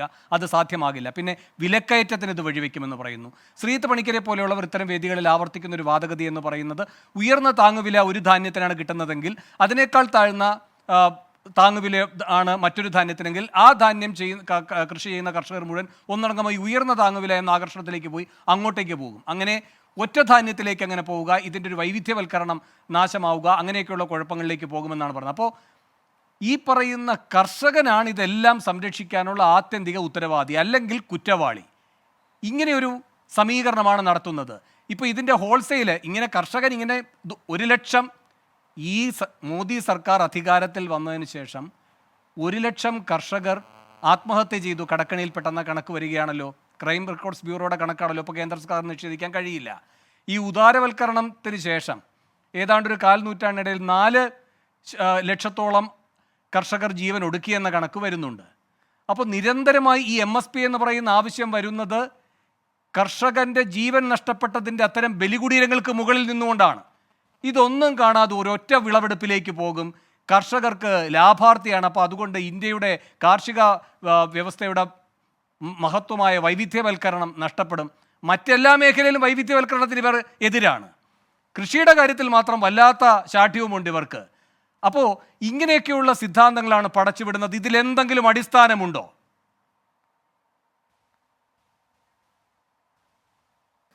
നമ്മൾ മനസ്സിലാക്കേണ്ടുന്ന കാര്യം, സർക്കാർ തന്നെ ഈ സമരം തുടങ്ങി ആദ്യം ഇറക്കിയ സ്റ്റേറ്റ്മെന്റ് എന്ന് പറയുന്നത് 40 ലക്ഷം രൂപയാണ് ഈ മൊത്തം ഇന്ത്യയിലെ കാർഷിക വിഭവങ്ങളുടെ ആകെ മൂല്യം എന്ന് പറഞ്ഞു. ഇത് മൊത്തം സർക്കാരിനെ ഏറ്റെടുക്കണമെന്ന് പറഞ്ഞു. ഞങ്ങൾ അത് ആവശ്യപ്പെടാൻ മാത്രം മണ്ടന്മാരല്ല. രണ്ടാമത് 23 ഉൽപ്പന്നങ്ങൾക്ക് ഇന്ന് MSP പ്രഖ്യാപിച്ചിട്ടുള്ള 23 ഉൽപ്പന്നങ്ങളുടെ വിപണി മൂല്യമായിട്ട് ഞങ്ങൾ പറഞ്ഞതല്ല, സർക്കാർ പറഞ്ഞത്. ഞങ്ങളുടെ ആദ്യത്തെ ദിവസം ചർച്ചയ്ക്ക് ശേഷം സർക്കാർ ഇറക്കിയ സ്റ്റേറ്റ്മെന്റിൽ പറയുന്നത് 10 ലക്ഷം കോടി രൂപയാണെന്ന് പറഞ്ഞു. ഒരു കാര്യം എന്ന് പറയുന്നത്, ഇന്ത്യയിൽ ഭാവാന്തർ യോജന എന്ന് പറഞ്ഞിട്ടുള്ള ഒരു പ്രോജക്റ്റ് ആദ്യമായിട്ട് നടപ്പിലാക്കിയത് എം എസ്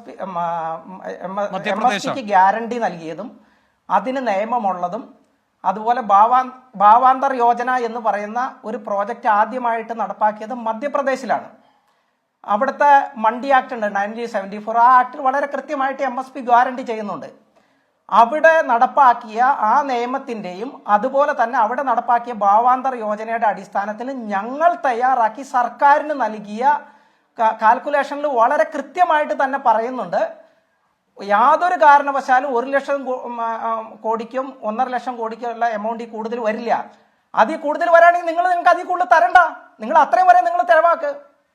ഞങ്ങളിപ്പോൾ ഒരു വർഷം ശരാശരി കോർപ്പറേറ്റുകൾക്ക് എഴുതി തള്ളുന്ന തുകയുടെ കാര്യങ്ങൾ പറഞ്ഞു, ഇവിടെ പ്രമോദ് സാർ പറഞ്ഞു. ഇത് നോക്കുക, നിങ്ങൾ ഇനി ഇറക്കുമതി തീരുവ കുറയ്ക്കുന്നത് കൊണ്ട് സർക്കാരിനുള്ള നഷ്ടം എത്രയെന്ന് നോക്കുക. 2016 വരെയുള്ള എല്ലാ ബഡ്ജറ്റിലും ഫോർഗോൺ റവന്യൂ ഹെഡ് നോക്കുകയാണെങ്കിൽ ഇറക്കുമതി തീരുവ കുറച്ചത് കൊണ്ടുള്ള നഷ്ടം എന്ന് പറയുന്നത് 3 ലക്ഷം കോടിയുടേതാണ്. 3 ലക്ഷം കോടി രൂപ സർക്കാരിന് നഷ്ടപ്പെടുത്താം. ഇറക്കുമതി തീരുവ പാം ഓയിൽ ഇറക്കുമതി ചെയ്യുന്ന സമയത്ത് അദാനിക്ക് ലാഭം ഉണ്ടാക്കാം. അതിനൊക്കെ സർക്കാരിന് പൈസ ഉണ്ട്. പിന്നെ സർക്കാർ പറയുന്ന ഒരു കാര്യം എന്ന് പറഞ്ഞു കഴിഞ്ഞാൽ ഇൻഫ്ലേഷനാണ് വലിയൊരു പ്രശ്നമായിട്ട് പറയുന്നത്. ഇൻഫ്ലേഷനായിട്ട് സർക്കാർ വലിയൊരു പ്രശ്നമായിട്ട് പറയുന്നത്, ഇൻഫ്ലേഷൻ്റെ അടിസ്ഥാനപരമായിട്ടുള്ള കാരണങ്ങൾ എന്താണ്? ഇന്ത്യയിലെ രൂപയുടെ മൂല്യ തകർച്ച. ആ രൂപയുടെ മൂല്യ തകർച്ച കൊണ്ട് അതിന് നമ്മൾ പറയാറുള്ളത് purchasing power parity implied inflation എന്ന് പറയും. അതായത് രൂപയുടെ മൂല്യ തകർച്ച കൊണ്ടുണ്ടാകുന്ന ഇൻഫ്ലേഷൻ. നിങ്ങൾ രാഷ്ട്രീയ നിരീക്ഷകൻ ഈ കാര്യങ്ങളൊന്നും പഠിക്കുന്നത് നല്ലതായിരിക്കും. ഞാനൊരു എക്കണോമിസ്റ്റും കൂടിയാണ്. ഞാൻ കേരള എക്കണോമിക് അസോസിയേഷൻ്റെ ഫൗണ്ടർ കമ്മിറ്റി മെമ്പറുമാണ്, ലൈഫ് മെമ്പറുമാണ്. അപ്പം ഞങ്ങളും കുറച്ചൊക്കെ എക്കണോമിക്സ് പഠിക്കുന്നുണ്ട്. പിന്നെ അദ്ദേഹം പറഞ്ഞ കുറേ കാര്യങ്ങളുണ്ട്. ഓരോ കാര്യങ്ങൾക്കും ഇപ്പോൾ സർക്കാർ എടുത്ത നടപടികൾ എങ്ങനെ ഇൻഫ്ലേഷൻ ഉണ്ടാക്കുന്നു. ഇറക്കുമതി തീരുവയുടെ കാര്യം ഞാൻ പറഞ്ഞു. മറ്റൊരു കാര്യം എന്ന് പറയുന്നത് ഇൻഫ്ലേഷൻ ഉണ്ടാക്കുന്നത് നമ്മുടെ ഫിസ്ക്കൽ പ്രോബ്ലമാണ്. ഫിസ്ക്കൽ പ്രോബ്ലത്തിൽ സർക്കാർ കോർപ്പറേറ്റ് ഇൻകം ടാക്സ് 35% നിന്ന് 22% കുറച്ചത് വഴി ഒരു വർഷം 1,40,40,000 കോടി രൂപയുടെ റവന്യൂ നഷ്ടമാണ് കേന്ദ്ര സർക്കാരിന് ഉണ്ടാകുന്നത്. ആ ഫിസ്ക്കൽ പ്രോബ്ലമാണ് മറ്റൊരു കാരണം എന്ന് പറയുന്നത്. പിന്നെ ഫ്യൂവൽ ആയിട്ട് ബന്ധപ്പെട്ടിട്ടുള്ള ഹൈ ടാക്സ് ആണ് വേറൊരു കാരണം എന്ന് പറയുന്നത്. ഇത് സർക്കാരിന്റെ തന്നെ പഠനത്തിൽ പറയുന്നതല്ലേ. പിന്നെ വേറൊരു കാരണം എന്ന് പറയുന്നത് നമ്മുടെ റോഡ് പ്രൈവറ്റൈസേഷൻ വഴി യഥാർത്ഥത്തിൽ ഉണ്ടായ ഇൻഫ്ലേഷൻ എന്ന് പറയുന്നത്. റോഡ് പ്രൈവറ്റൈസ് ചെയ്തു, കൂടുതലായിട്ട് ടോൾ ടാക്സുകൾ വന്നു. ആ സമയത്തുണ്ടായ ഇൻഫ്ലേഷൻ എന്ന് പറയുന്നത്, അതുകൊണ്ട് തന്നെ ട്രാൻസ്പോർട്ടേഷനിൽ ഉണ്ടായിരുന്ന ഇൻഫ്ലേഷൻ എന്ന് പറയുന്നത് 20% മുതൽ 30% വരെയാണ്. ഞങ്ങൾ നടത്തി പഠനം ഈ കൃത്യമായിട്ട് സർക്കാരിന് കൊടുത്തിട്ടുണ്ട്. അപ്പോൾ ഞങ്ങളുടെ ഇൻഫ്ലേഷൻ്റെ കാര്യം പറഞ്ഞു, ഇൻഫ്ലേഷൻ ഉണ്ടാവാൻ ഇറക്കുമതി തീരുവ കുറയ്ക്കുന്നത്, അതുകൊണ്ടുള്ള ഫിസ്ക്കൽ പ്രോബ്ലം, അതുപോലെ തന്നെ കോർപ്പറേറ്റുകൾക്ക് നികുതി ഇളവ് നൽകുന്നത്, ഈ കാരണങ്ങൾ കൊണ്ടൊക്കെ തന്നെ കോർപ്പറേറ്റുകളെ അനുകൂലിക്കുന്ന നയം കൊണ്ട് ഇൻഫ്ലേഷൻ ഉണ്ടാകുന്നു. എന്നിട്ട് സർക്കാർ ഇൻഫ്ലേഷനെ നേരിടാൻ വേണ്ടിയിട്ട് ഇറക്കുമതി തീരുവ കുറയ്ക്കുന്നു. വീണ്ടും അത് ഞങ്ങളുടെ നെഞ്ചത്തടിക്കുന്നു. കർഷകർ ആത്മഹത്യ ചെയ്യുന്നു. മോഡിയുടെ ഗ്യാരണ്ടി എന്ന് പറയുന്നത് ഞങ്ങളുടെ ഓരോ വർഷം 10,000 പേര് മരിക്കുന്ന കർഷകന്റെ ശവശരീരത്തിന്റെ മുകളിൽ നിന്നുകൊണ്ടുള്ള ഗ്യാരണ്ടിയാണെന്ന് ഇവരൊക്കെ ആദ്യമേ തന്നെ മനസ്സിലാക്കണം. ഇവരെന്ത് രാജ്യസ്നേഹികളാണ്, എന്ത് രാജ്യസ്നേഹമാണ് ഇവർക്ക് ഉള്ളത്. ഞങ്ങൾക്കിത് പറയുമ്പോൾ വികാരം കൊള്ളാതിരിക്കാൻ പറ്റില്ല. ഈ നാട്ടിൽ ഇവർ പറയുന്നത് ഹിന്ദുവാദം ഇറക്കുന്നവരോട് ഞാൻ ഒരൊറ്റ ചോദ്യം ചോദിക്കാം. ഞാൻ 2004 മുതൽ ഇന്ത്യയിൽ മരിക്കുന്ന കർഷകരുടെ കണക്കുകൾ എടുത്തു. 98.9% കർഷകരെന്ന് പറയുന്നത് ഹിന്ദുക്കളാണ് മരിക്കുന്നത്. ഇപ്പൊ മോഡി ഇവിടെ ആരാണ്? മുമ്പ് ഇപ്പൊ സിഖുകാരെ വിമർശിക്കുന്ന സമയത്ത് ഇവർ പറയുന്ന കാര്യം എന്താണ്? സിഖുകാരാണ് സമരം നടത്തുന്നതെന്ന് പറയുന്നു. മുമ്പ് തേജ് ബഹാദൂറിന്റെ ഉദാഹരണം നമ്മൾ പഠിച്ചിട്ടുണ്ട്. തേജ് ബഹാദൂറിന് പണ്ഡിറ്റുകൾ ചെന്നിട്ടാണ് പറയുന്നത് ഞങ്ങളതേ ഔറംഗസീബ് ആക്രമിക്കുന്നു, അതുകൊണ്ട് ഞങ്ങളെ രക്ഷിക്കണമെന്ന് പറഞ്ഞ സമയത്ത് തേജ് ബഹാർ എന്ന് പറയുന്ന സിഖ് ഗുരുവാണ് ഔറംഗസീബിനോട് ചെന്നിട്ട് പറയുന്നത് എന്നെ ഒന്ന് മതം മാറ്റാമെന്ന് ചോദിച്ച അദ്ദേഹത്തെ പിന്നീട് ഔറംഗസീബ് കൊന്നതായിട്ട് ചരിത്രത്തിൽ പറയുന്നു. ഇന്ന് ഞങ്ങളെ സംബന്ധിച്ചിട്ട് ഹിന്ദു നേതാവായിട്ട് മോഡി എന്ന് പറയുന്നത് ഔറംഗസീബിന്റെ പോലെ ഹിന്ദു കർഷകരെ കൊല്ലുന്ന നേതാവാണ് അദ്ദേഹം. ഞങ്ങളെ സംബന്ധിച്ച് 98.9% മരിക്കുന്ന കർഷകർ ഹിന്ദുക്കളാണ്.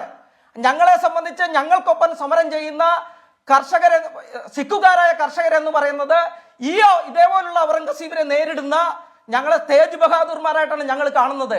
അപ്പൊ ഞങ്ങളുടെ രക്തവും ജീവനും നൽകിയിട്ടാണ് ഞങ്ങളുടെ നിലനിൽപ്പിന് വേണ്ടിയിട്ട് ഞങ്ങൾ പോരാടുന്നത്. ആ നിലനിൽപ്പിന് വേണ്ടിയിട്ടുള്ള ഞങ്ങളുടെ പോരാട്ടം തുടരുകയും ചെയ്യും. ഇന്നേ വരെ ചർച്ചയ്ക്ക് പോയി, ഞാൻ ഒരു ദിവസം ചർച്ചയ്ക്ക് പോയി.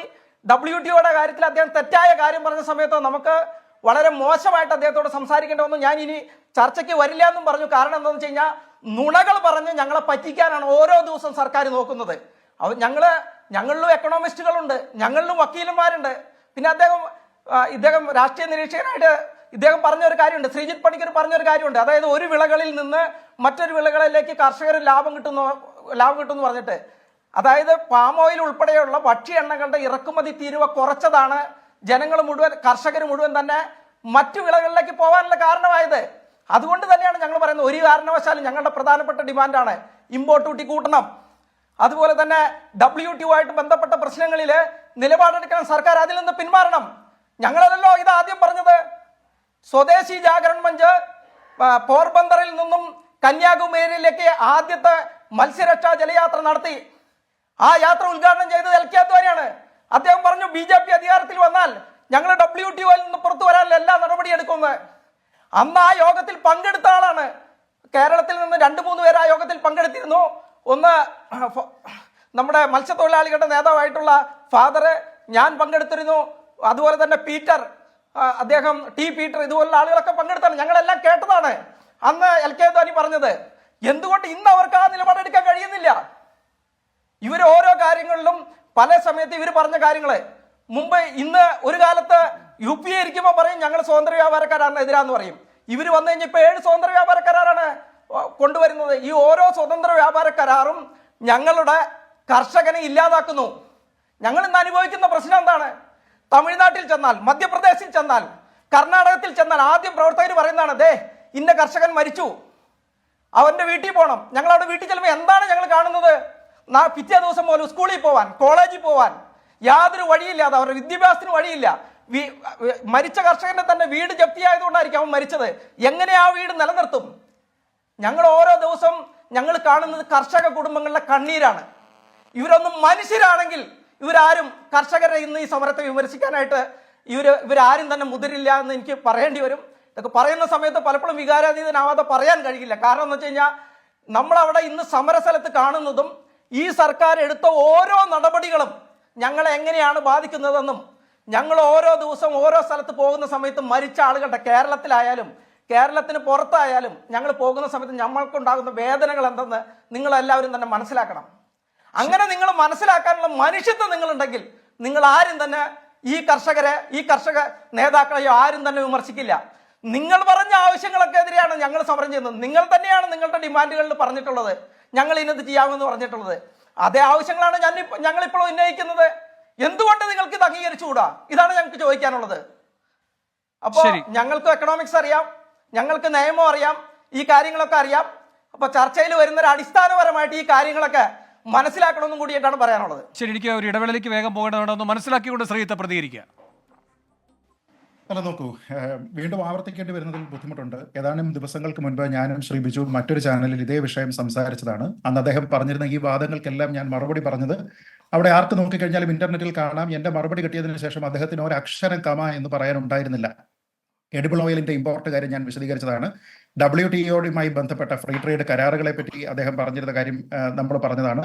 ഇതിനെപ്പറ്റിയെല്ലാം വളരെ സമഗ്രമായിട്ട് പറഞ്ഞതാണ്. അതുകൊണ്ട് ഞാൻ അതിലേക്ക് റെഫർ ചെയ്യുകയാണ്, അല്ലാതെ ഞാനത് വീണ്ടും ആവർത്തിക്കുന്നില്ല. ഇനി മറ്റൊരു കാര്യം ശ്രീ വേണു ഇവിടെ പറഞ്ഞു, ഇത്തരത്തിലുള്ള വിഷയങ്ങളൊക്കെ വരുന്ന സമയത്ത് ശ്രീജിത്ത് പണിക്കരെ പോലുള്ള ആൾക്കാരെല്ലാവരും ഈ വിള വൈവിധ്യവൽക്കരണത്തിന് അല്ലെങ്കിൽ ക്രോപ്പ് ഡൈവേഴ്സിഫിക്കേഷൻ എന്ന് പറയുന്ന ഒരു മഹാസംഭവത്തിനെ കുറിച്ചാണ് പറയുന്നത് എന്ന്. നോക്കൂ, ഇത് ഞാൻ ഇൻവെന്റ് ചെയ്തിരിക്കുന്ന ഒരു പദമല്ല. ഇത് ഈ മേഖലയിലുള്ള ഏറ്റവും പ്രധാനപ്പെട്ട ഒരു പ്രാക്ടീസാണ്. ഇപ്പൊ ഇന്ത്യയെ സംബന്ധിച്ചിടത്തോളം തന്നെ നമുക്ക് ഈ Indian council for agricultural research എന്ന് പറയുന്നത്, ഞാനത് ഏതെങ്കിലും തരത്തിൽ മറ്റൊരു രൂപത്തിൽ വിമർശിച്ച് പറഞ്ഞതല്ല, അത് ഇതേപ്പറ്റിയുള്ള ഒരു വാദഗതി എന്ന നിലയിലാണ് അത് പറഞ്ഞത്. അവിടെ അങ്ങ് തുടർന്നുള്ളൂ. അപ്പൊ എനിക്ക് തോന്നുന്ന ഒരു ചെറിയ സംശയം, MS സ്വാമിനാഥൻ ഒരു മന്ദബുദ്ധിയായിരുന്നോ എന്നാണ്. അങ്ങേക്ക് തുടരാം. അല്ല, അത് രണ്ട് രീതിയിൽ ഞാൻ അതിനോട് യോജിക്കുന്നില്ല. ഒന്ന്, ഒരാളിനെ മന്ദബുദ്ധി അല്ല, അങ്ങനെയല്ല ഞാൻ പറഞ്ഞത്. ഉപയോഗിക്കുന്ന എന്ന് വെച്ചാൽ അതിൽ അങ്ങനെ അദ്ദേഹത്തെ അധിക്ഷേപിച്ചെന്ന രൂപത്തിൽ എടുക്കേണ്ടതില്ല. അങ്ങനെയെങ്കിൽ ഞാൻ ആ പരാമർശം പിൻവലിച്ചുകൊണ്ട് പറയുകയാണ്, അദ്ദേഹത്തിന് അത്രയും ബുദ്ധിപരമായ അത്രയും ഒരു ബോധമില്ലാതെയുള്ളൊരു നിർദ്ദേശമായിരുന്നു അത്. ഈ C2 ഫോർമുല എന്നൊക്കെ ബോധമില്ലാതെയാണോ അദ്ദേഹം ചെയ്തത് എന്നൊക്കെ വേണമെങ്കിൽ പറയാം. മറ്റൊരു പദത്തിനോട് എനിക്ക് ശരി, ഞാൻ ആ വാക്ക് വിട്ടു. ഞാൻ പറയുന്നത് അദ്ദേഹം അങ്ങനെ കാണിക്കുന്ന ഒരു മണ്ടത്തരമാണോ അത്?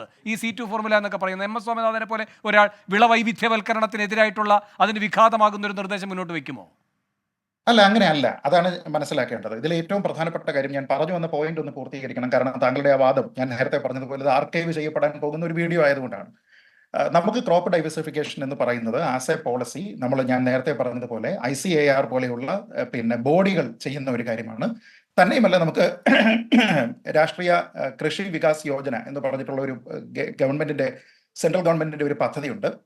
ആ പദ്ധതിയിൽ ഏറ്റവും കൂടുതൽ ബജറ്ററി അലൊക്കേഷൻ പോലും പോകുന്ന ഒരു പ്രോഗ്രാം CDP ആണ്, ക്രോപ്പ് ഡൈവേഴ്സിഫിക്കേഷൻ പ്രോഗ്രാം. അതിന്റെ അടിസ്ഥാനത്തിൽ ഈ സ്വാമിനാഥൻ കമ്മിറ്റിയുടെ പറഞ്ഞുകൊണ്ട് തന്നെയാണ്, സ്വാമിനാഥൻ കമ്മിറ്റിയുടെ റെക്കമെൻഡേഷൻ അടിസ്ഥാനപ്പെടുത്തി നടത്തുന്ന കൃഷിവിളകളുള്ള രീതിയിലുള്ള സംസ്ഥാനങ്ങളിൽ പോലും വളരെ കൃത്യമായിട്ട് ക്രോപ്പ് ഡൈവേഴ്സിഫിക്കേഷന് ബജറ്ററി പ്രൊവിഷൻ ഉണ്ട്, ടീച്ചിങ് ഉണ്ട്, ട്രെയിനിങ് ഉണ്ട്. അപ്പൊ അതിന്റെ ഭാഗമായിട്ട് ഉദാഹരണത്തിന് പാടിയാണ് കൃഷി ചെയ്യുന്നതെങ്കിൽ അതിനുശേഷം പിന്നീട് നമുക്ക് എങ്ങനെ ഡൈവേഴ്സിഫൈ ചെയ്യാം, പിന്നീട് ഏത് സമയത്ത് പാടിയിലേക്ക് തിരിച്ചു വരാം, ടുബാക്കോ ആണ് കൃഷി ചെയ്യുന്നുണ്ടെങ്കിൽ ഏത് സമയത്തേക്ക് അതിലേക്ക് തിരിച്ചു വരാം, ഏതൊക്കെ വിളകളാണ് ശാസ്ത്രീയമായിട്ട് ഡൈവേഴ്സിഫിക്കേഷന്റെ ഭാഗമായിട്ട് ഉപയോഗിക്കേണ്ടത് തുടങ്ങിയ കാര്യങ്ങളുണ്ട്. അപ്പൊ അതൊരു സ്റ്റാൻഡേർഡ് പോളിസിയാണെന്നുള്ളതാണ് ഒന്നാമത്തെ കാര്യം. രണ്ടാമത്തെ കാര്യം ഞാൻ നേരത്തെ ചോദിച്ചു, മിനിമം സപ്പോർട്ട് പ്രൈസുമായി ബന്ധപ്പെട്ട് സ്വാമിനാഥൻ കമ്മീഷന്റെ റെക്കമെൻഡേഷൻ എന്താണ്, ആ റെക്കമെൻഡേഷൻ ആണോ ഇന്നത്തെ കർഷക നേതാക്കൾ ആവശ്യപ്പെടുന്നത് എന്നുള്ള എന്റെ പ്ലെയിൻ ആയിട്ടുള്ള ഒരു ചോദ്യത്തിന് ഞാൻ കഴിഞ്ഞ ചർച്ച റെഫർ ചെയ്തതുപോലെ തന്നെ ശ്രീ ബിജു ഇവിടെ മറുപടി പറഞ്ഞിട്ടില്ല. ശരി, അദ്ദേഹത്തിന്റെ അടുത്ത അവസരത്തിൽ അദ്ദേഹം പറയുമെന്ന് ഞാൻ പ്രതീക്ഷിക്കുകയാണ്. ഒരു സെക്കൻഡ്. രണ്ട്, ഞാൻ പറഞ്ഞിരിക്കുന്നത് വീണ്ടും എന്റെ നയമല്ല, നേരെ മറിച്ച് എക്കണോമിസ്റ്റുകളായിട്ടുള്ള ശ്രീ ബിജു എക്കണോമിസ്റ്റ് ആയിരിക്കാം, ശരി തന്നെ, ഞാനല്ല. പക്ഷെ ഞാനിവിടെ റെഫർ ചെയ്തിരിക്കുന്ന അശോക് ഗുലാത്തിയെ പോലെയുള്ള, ശ്രീ വേണുവിന് അറിയാം അദ്ദേഹം ആരാണെന്ന്, അവരെ പോലെയുള്ള ആൾക്കാർ വളരെ കൃത്യമായിട്ട് ഇത് പറഞ്ഞിട്ടുണ്ട്. ഇതിലെ അപകടം എന്താണെന്ന് പറഞ്ഞിട്ടുണ്ട്. വളരെ ലളിതമായിട്ടുള്ള ഒരു ഉദാഹരണം ഞാൻ പറയാം. ഇപ്പൊ നമ്മുടെ നാട്ടിൽ ക്വിന്റലിന് 2000 രൂപയാണ് അരിക്ക് എന്ന് കരുതുക, വെറുതെ ശ്രീ വേണു വാദത്തിന്. അപ്പൊ അതൊരു നിയമപരമായിട്ടുള്ള എഗ്രിമെന്റ് ആയിട്ട് വരുന്ന സമയത്ത് നമ്മുടെ നിലവിലുള്ളത് പോലത്തെ ബോഡീസ്, മറ്റേ CPC ബോഡി ഒന്നും അല്ല തീരുമാനിക്കുന്നത്, സർക്കാർ കൊടുക്കുന്ന ഗ്യാരണ്ടി ആണെന്ന് കരുതിക്കോളൂ. നമ്മുടെ അയൽ രാജ്യങ്ങളിലെല്ലാം സംബന്ധിച്ച്, അല്ലെങ്കിൽ നമ്മൾ എക്സ്പോർട്ട് ചെയ്യുന്ന മാർക്കറ്റിലേക്ക് സംബന്ധിച്ച് അവിടെ ഈ വിളയുടെ വില കുറയുകയാണ്. ആ കുറയുന്ന സമയത്ത് നമുക്കൊരു കോമ്പറ്റേറ്റീവ് പ്രൈസിങ് അവിടെ കൊടുത്തുകൊണ്ട് നമുക്ക് എക്സ്പോർട്ട് ചെയ്യാനായിട്ട് സാധിക്കുമോ? ഇപ്പൊ ഉദാഹരണത്തിന് 1600 രൂപയ്ക്ക് ഓഫർ ചെയ്യാനായിട്ട് ഒരു രാജ്യമുണ്ടെങ്കിൽ നമ്മൾ 2000 രൂപയ്ക്കാണ് പ്രൊക്യൂർ ചെയ്യുന്നത് എങ്കിൽ കോമ്പറ്റേറ്റീവ് ആയിട്ട് അവിടേക്ക് മാർക്കറ്റിൽ ഒരു ട്രേഡിന് പോകാനായിട്ട് നമുക്ക് സാധിക്കുമോ എന്നുള്ള ഏറ്റവും ലളിതമായിട്ടുള്ള എക്കണോമിക്സ്. അതിന് ഗുലാത്തി ആവേണ്ട, അതിന് ശ്രീ ബിജുവിന്റെ എക്കണോമിസ്റ്റ് ആവേണ്ട, ഏറ്റവും ലളിതമായിട്ടുള്ള, നമ്മളാരും തന്നെ ലാഭവും നഷ്ടവും ഒക്കെ തന്നെ പഠിക്കുന്നത് നമ്മളാരും എക്കണോമിസ്റ്റ് ആയതുകൊണ്ടല്ലോ. സാധാരണ നമ്മൾ 4ാം ക്ലാസ്സിൽ പഠിച്ചിരിക്കുന്ന കണക്ക് വെച്ചിട്ടാണ് ഞാൻ ചോദിക്കുന്നത്. നമ്മൾ കർഷകരിൽ നിന്ന് പ്രൊക്യൂർ ചെയ്യുന്നത് 2000 രൂപയ്ക്കാണെങ്കിൽ ഇന്റർനാഷണൽ ഓപ്പൺ മാർക്കറ്റിൽ 1600 വിലയായിരിക്കുന്ന സമയത്ത് കോമ്പറ്റേറ്റീവ് പ്രൈസ് കൊടുത്തുകൊണ്ട് നമ്മുടെ രാജ്യത്തിന് ഇത് അങ്ങോട്ട് കൊണ്ടുപോകാൻ കഴിയുമോ? കഴിയുമെങ്കിൽ കൂടുതലായിട്ട് ഇവിടെ പ്രൊക്യൂർമെന്റ് നടക്കും, നമ്മുടെ ഇവിടുത്തെ കർഷകർക്ക് കൂടുതലായിട്ടുള്ള ബെനിഫിറ്റുകൾ കിട്ടും. നോക്കൂ, ഇത് ആവർത്തിക്കേണ്ടി വരുന്നതിന്റെ ബുദ്ധിമുട്ടുണ്ട്. ശരി, പക്ഷേ ഇതിന്റെ മറ്റൊരു വശമുണ്ട്. അങ്ങ് പറയുന്നത് ഇത്തരം അന്താരാഷ്ട്ര ഈ വിലയിലെ ഏറ്റക്കുറച്ചിലുകളും ഇവിടെ ഉയർന്ന താങ്ങുന്ന വില നമ്മൾ കൊടുക്കുമ്പോൾ ഉണ്ടാകുന്ന വ്യത്യാസം എങ്ങനെയാണ് പിന്നെ നമുക്ക് അതിനെ പരിഹരിച്ചുകൊണ്ട് സർക്കാരിന് മുന്നോട്ട് പോകാൻ കഴിയുക? വലിയ സാമ്പത്തിക ബാധ്യതയാകുമെന്നാണല്ലോ. പക്ഷെ അതിൻ്റെ ഒരു മറുവശമുണ്ട്.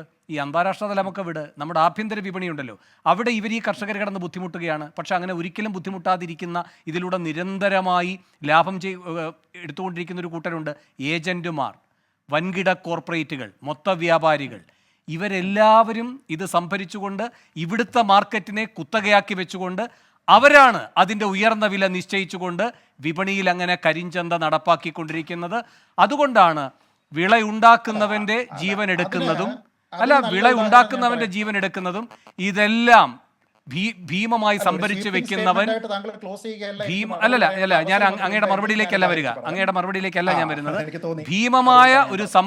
ഭീമമായി ഇത് സംഭരിച്ചുകൊണ്ട് മാർക്കറ്റിൽ എന്താണ് ഈ പറയുന്ന തരത്തിൽ ഇതിനെ എല്ലാം നിയന്ത്രിക്കുന്ന ശക്തികളായി നിൽക്കുകയും ചെയ്യുന്നത്. അതാണ് നമ്മുടെ ഏറ്റവും ബാഹ്യമായ ഭീഷണിയൊക്കെ നിൽക്കട്ടെ. ഈ ആഭ്യന്തര കോർപ്പറേറ്റുകൾ, റീറ്റെയിൽ ആയാലും ഹോൾസെയിൽ ആയാലും, എന്ന് വെച്ചാൽ റിലയൻസ് ആയാലും അദാനി ആയാലും, ഞാൻ വരാം ശ്രീത്തെ, ഇത് ഞാൻ അങ്ങയോടുള്ള മറുപടിയല്ല പറയുന്നത്. അദാനി ആയാലും റിലയൻസ് ആയാലും അവർക്ക് ഒരു തരത്തിലുള്ള ഊനവും തട്ടാതെ മോദിയുടെ ഗ്യാരണ്ടി ഉണ്ട്. രാജു, ഇവിടെ ബിജു പറഞ്ഞത് കേട്ടല്ലോ. എന്താണ് അദ്വാനി പറഞ്ഞത്? നിങ്ങൾ നടപ്പാക്കിയ കരാറുകളിൽ നിന്ന് ഞങ്ങൾ അധികാരത്തിൽ വന്നാൽ പിൻവാങ്ങുമെന്നാണ്. UPA വന്നപ്പോഴായാലും അല്ലെങ്കിൽ മുൻപ് കോൺഗ്രസ് ഭരിച്ചപ്പോഴായാലും, അല്ലേ? അപ്പോൾ ഇവർ ഈ പറയുന്ന ഫ്രീ ട്രേഡ് എഗ്രിമെൻറ്റ് നിങ്ങൾ കൊണ്ടുവന്നത്, അത് തന്നെ ഇവർ തുടരുന്നു. NDA വരുമ്പോഴും അല്ലെങ്കിൽ BJP സർക്കാർ വരുമ്പോഴും. അപ്പോൾ തുടങ്ങി വെച്ചതെല്ലാം നിങ്ങളാണ്. ഇവർക്കതിൻ്റെ തുടർച്ചയുടെ ഉത്തരവാദിത്തം മാത്രമേ ഉള്ളൂ. നിങ്ങളാണിപ്പോൾ പറയുന്നത് നിങ്ങൾ അധികാരത്തിൽ വന്നാൽ ഇവർക്ക് ഈ പറയുന്ന സ്വാമിനാഥൻ കമ്മീഷന്റെ ഏറ്റവും പ്രധാനപ്പെട്ട നിർദ്ദേശം നടപ്പാക്കും. തെറ്റായ പ്രസ്താവനയാണ്. ബിജു പറഞ്ഞോളൂ. വേണു, അത് തെറ്റായ പ്രസ്താവനയാണ്. ഇന്ത്യയിലെ ആദ്യമായിട്ട് സ്വതന്ത്ര വ്യാപാര കരാർ ഒപ്പിട്ടത് NDA സർക്കാരാണ്, ഇൻഡോ ശ്രീലങ്ക കരാർ. ശരി, എന്തായാലും ഇതിന്റെ തുടർച്ചകൾ ഉണ്ടായിട്ടുണ്ടല്ലോ. UPA കാലത്തായാലും കോൺഗ്രസ് ഭരിക്കുന്ന കാലത്തായാലും ഇതിന്റെ തുടർച്ചകൾ ഉണ്ടായി, അല്ല അവരത് മുൻകൈ എടുക്കുകയും പിന്നീട് അതിന്റെ തുടർച്ചകൾ ഉണ്ടാകുകയും ചെയ്തിട്ടുണ്ടല്ലോ ബിജു. വേണു, ഞാൻ പറയാം. ഉണ്ടായിട്ടുണ്ട്, ഉണ്ടല്ലോ. ഇപ്പൊ ആസിയാൻ ഉൾപ്പെടെയുള്ള കരാറുകൾ ഒരു ഉദാഹരണമായി പറയുകയാണെങ്കിൽ. വേണു ഒരു സെക്കൻഡ് രാജു. ബിജു. വേണു അതായത് ആസിയാൻ എഗ്രിമെന്റ് അല്ലല്ല, അതിന്റെ സാങ്കേതികത്വത്തിലേക്ക് പോകണ്ട. പറയാറുണ്ട് ആസിയാൻ എഗ്രിമെന്റ് സൈൻ ചെയ്തത് കോൺഗ്രസ് ആണെന്ന്. ശരി രാജു. അതിന്റെ ഫ്രെയിംവർക്ക് എഗ്രിമെന്റ് സൈൻ ചെയ്തത് NDA സർക്കാരാണ് 2004 ജനുവരിയിൽ. ശരി രാജു. അല്ല വേണു 1991 മാറിയ സാമ്പത്തിക സാഹചര്യത്തിൽ ഉദാരവൽക്കരണ നയത്തിന്റെ ഭാഗമായിട്ട് ഫ്രീ ട്രേഡിനുള്ള എഗ്രിമെന്റുകൾ ഉണ്ടാക്കേണ്ടത് രാജ്യത്തിന്റെ ആവശ്യമായിരുന്നു. പക്ഷെ അങ്ങനത്തെ ഫ്രീ ട്രേഡ് ഉണ്ടാക്കുമ്പോൾ അത് കർഷകന്റെ ചെലവിലാവാതെ ഇരിക്കാൻ ശ്രമിക്കേണ്ടത് രാജ്യം അതിന് അവർക്ക് കൊടുക്കേണ്ട പ്രൊട്ടക്ഷന് വേണ്ടിയിട്ടുള്ള നടപടികൾ എടുത്തുകൊണ്ടാണ്. അത് ഉണ്ടാവുന്നില്ല എന്നാണ് ഏറ്റവും പ്രധാനപ്പെട്ട പ്രശ്നം. അതിൽ മാത്രം പറഞ്ഞ് ഞാൻ നിൽക്കാം, അതിനകത്ത് വിശദാംശങ്ങളിലേക്ക് ഞാനിപ്പോൾ കടക്കുന്നില്ല. ഇവിടെ ശ്രീ ബിജു പറഞ്ഞതിൽ ഒരു പൊളിറ്റിക്കലി ഇൻകറക്റ്റ് ആയിട്ടൊരു കാര്യം ഇതിനോട് ബന്ധപ്പെട്ടതായതുകൊണ്ട് തന്നെ ഞാൻ പറയുന്നു. അദ്ദേഹം പലപ്പോഴും ഹിന്ദു നരേന്ദ്രമോദി എന്നാണ് ഉദ്ദേശിച്ചത്, അല്ലെങ്കിൽ ഹിന്ദുവാദി എന്നാണ്. അദ്ദേഹം ഹിന്ദുവാദിയല്ല, അദ്ദേഹം ഹിന്ദുത്വവാദിയാണ്. ഹിന്ദുവും ഹിന്ദുത്വവും പരസ്പരം യാതൊരു ബന്ധവുമില്ലാത്ത രണ്ട് ആശയങ്ങളാണ്. അതിൽ ഹിന്ദുത്വ എന്ന് പറയുന്നത് ഒരു അപരമത വിദ്വേഷത്തിൽ ഊന്നിയ രാഷ്ട്രീയ ഐഡിയോളജിയാണ്. അപരമത വിദ്വേഷം മാത്രമല്ല, അത് കുത്തകവൽക്കരണത്തിന്റെ ആശയം കൂടിയാണ്. ആ കുത്തകവൽക്കരണത്തിന്റെ ഹിന്ദുത്വ ആശയത്തിന്റെ വക്താവ് ആയതുകൊണ്ടാണ് നരേന്ദ്രമോദി ഈ രാജ്യത്തെ കർഷകരോട് ഈ സമീപനം എടുക്കുന്നത്. എന്താ ഇവിടെ MSPയുടെ പ്രശ്നം? ഞാൻ പറഞ്ഞല്ലോ, എന്താ നമ്മൾ പിൻവലിക്കപ്പെട്ട 3 ബില്ലിൽ ഏറ്റവും പ്രധാനപ്പെട്ട വകുപ്പ് എന്തായിരുന്നു? കോൺട്രാക്ട് ഫാർമിംഗ് ആയിരുന്നു. കോൺട്രാക്ട് ഫാർമിംഗ് വഴി ഈ രാജ്യത്തെ കുത്തകകൾക്ക് കർഷകരോട് നേരിട്ട് കോൺട്രാക്റ്റുകളിൽ ഏർപ്പെട്ട് അതിലൂടെ വ്യാപാരം നടത്തുന്നതിന് വേണ്ടിയാണ് അതിൻ്റെ ഏറ്റവും പ്രധാനപ്പെട്ടത്. അത് ഈ രാജ്യത്തിൻ്റെ സാമ്പത്തിക കുത്തകവൽക്കരണത്തിന് വേണ്ടി നരേന്ദ്രമോദി കൊണ്ടുവന്ന നയമായിരുന്നു. MSP ലീഗലൈസ് ചെയ്യുന്നതോടുകൂടി അത് നടപ്പാക്കാൻ കഴിയാത്ത സാഹചര്യത്തിലേക്ക് പോകുന്നു. ഇവിടെ സ്വാമിനാഥൻ കമ്മീഷന്റെ റിപ്പോർട്ട് പറയുന്നു എന്താ? C2+50% ആണ്. C2 എന്താ? കോംപ്രിഹെൻസീവ് കോസ്റ്റ് ഓഫ് പ്രൊഡക്ഷൻ ആണ്. കോംപ്രിഹെൻസീവ് കോസ്റ്റ് ഓഫ് പ്രൊഡക്ഷനിൽ മാറുന്നു വരുന്ന കാലഘട്ടങ്ങളിൽ ഫെർട്ടിലൈസർ ഉൾപ്പെടെയുള്ള കോസ്റ്റ് കൂടുന്നതും മറ്റ് ചെലവുകൾ കൂടുന്നതനുസരിച്ച് കർഷകൻ അതിന്റെ ഇത് കിട്ടണ്ടേ? അതിൽ നിന്ന് 50% അവന് ലാഭം കിട്ടണം. എന്തായിരുന്നു നരേന്ദ്രമോദി വന്നപ്പോൾ പറഞ്ഞത്? കർഷകന്റെ വരുമാനം ഇരട്ടിപ്പിക്കും എന്ന് പറഞ്ഞു വന്ന് നരേന്ദ്രമോദിക്ക് ഈ 10 വർഷം കൊണ്ട് കർഷകന്റെ ആദായത്തിൽ 2% വർധനവ് പോലും ഉണ്ടാക്കാൻ സാധിച്ചില്ല. അവിടെയാണ് C2+50% ഫോർമുലയുടെ ഉള്ളത്. അവിടെ അത് രാജ്യത്തിന് അധിക ബാധ്യത ഉണ്ടാക്കുമെന്ന് പറയുന്നത് തെറ്റായ സാമ്പത്തിക ശാസ്ത്രത്തിന്റെ ധാരണയിൽ നിന്നാണ്.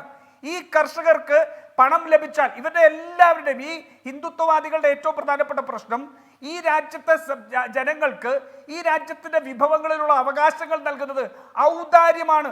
അവർക്കെല്ലാം പേ ഔട്ടാണ്, വെറും ഹാൻഡ്സ് ഔട്ടാണെന്നുള്ള അതാണ് തൊഴിലുറപ്പ് പദ്ധതി കൊണ്ടുവന്നപ്പോൾ പോലും ഇവർ പറഞ്ഞത്. അങ്ങനെ സാധാരണക്കാരായ കർഷകരുടെ കയ്യിലേക്ക് പണം എത്തിക്കഴിഞ്ഞാൽ ആ പണമൊന്നും ബാങ്കുകളിൽ ഇട്ടുവെക്കാനോ ഒന്നും പോകുന്നതല്ല. വളരെ ചുരുക്കം കർഷകർ മാത്രമായിരിക്കും അത്രമാത്രം പ്രൊഫഷണലായിട്ട് നടത്തുന്നത്. ബാക്കിയുള്ള എല്ലാവരും ഈ രാജ്യത്തെ ഗ്രാമീണ സമ്പദ് വ്യവസ്ഥയിൽ ആ പണം ഇൻവെസ്റ്റ് ചെയ്യുകയാണ്. ആ ഇൻവെസ്റ്റ് ചെയ്ത പണം ഈ രാജ്യത്തിന്റെ വികസനത്തെ ചലിപ്പിക്കുകയാണ്.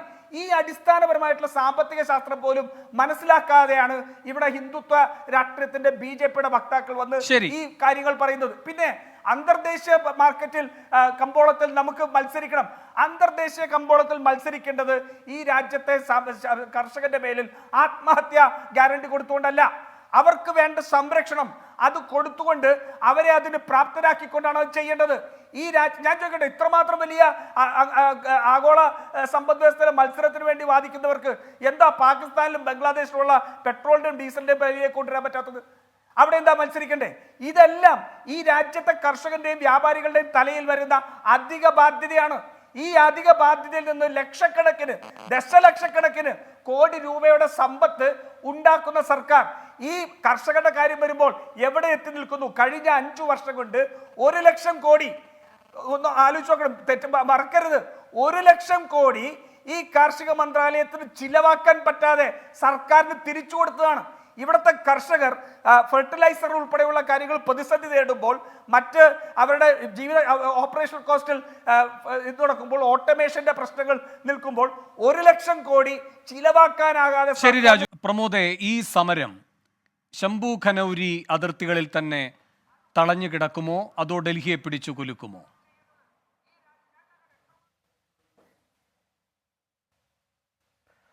സമരത്തെ ഡൽഹിയിലേക്ക് കടത്താതിരിക്കുന്നതിന് വേണ്ടി നമ്മൾ ഡൽഹിയിലും ഹരിയാന അതിർത്തി മുതൽ ഡൽഹി വരെ ഏതാണ്ട് യുദ്ധസമാനമായ നിയന്ത്രണങ്ങളും അതുപോലുള്ള സജ്ജീകരണങ്ങളുമാണ് സർക്കാർ ഒരുക്കിയിട്ടുള്ളത്.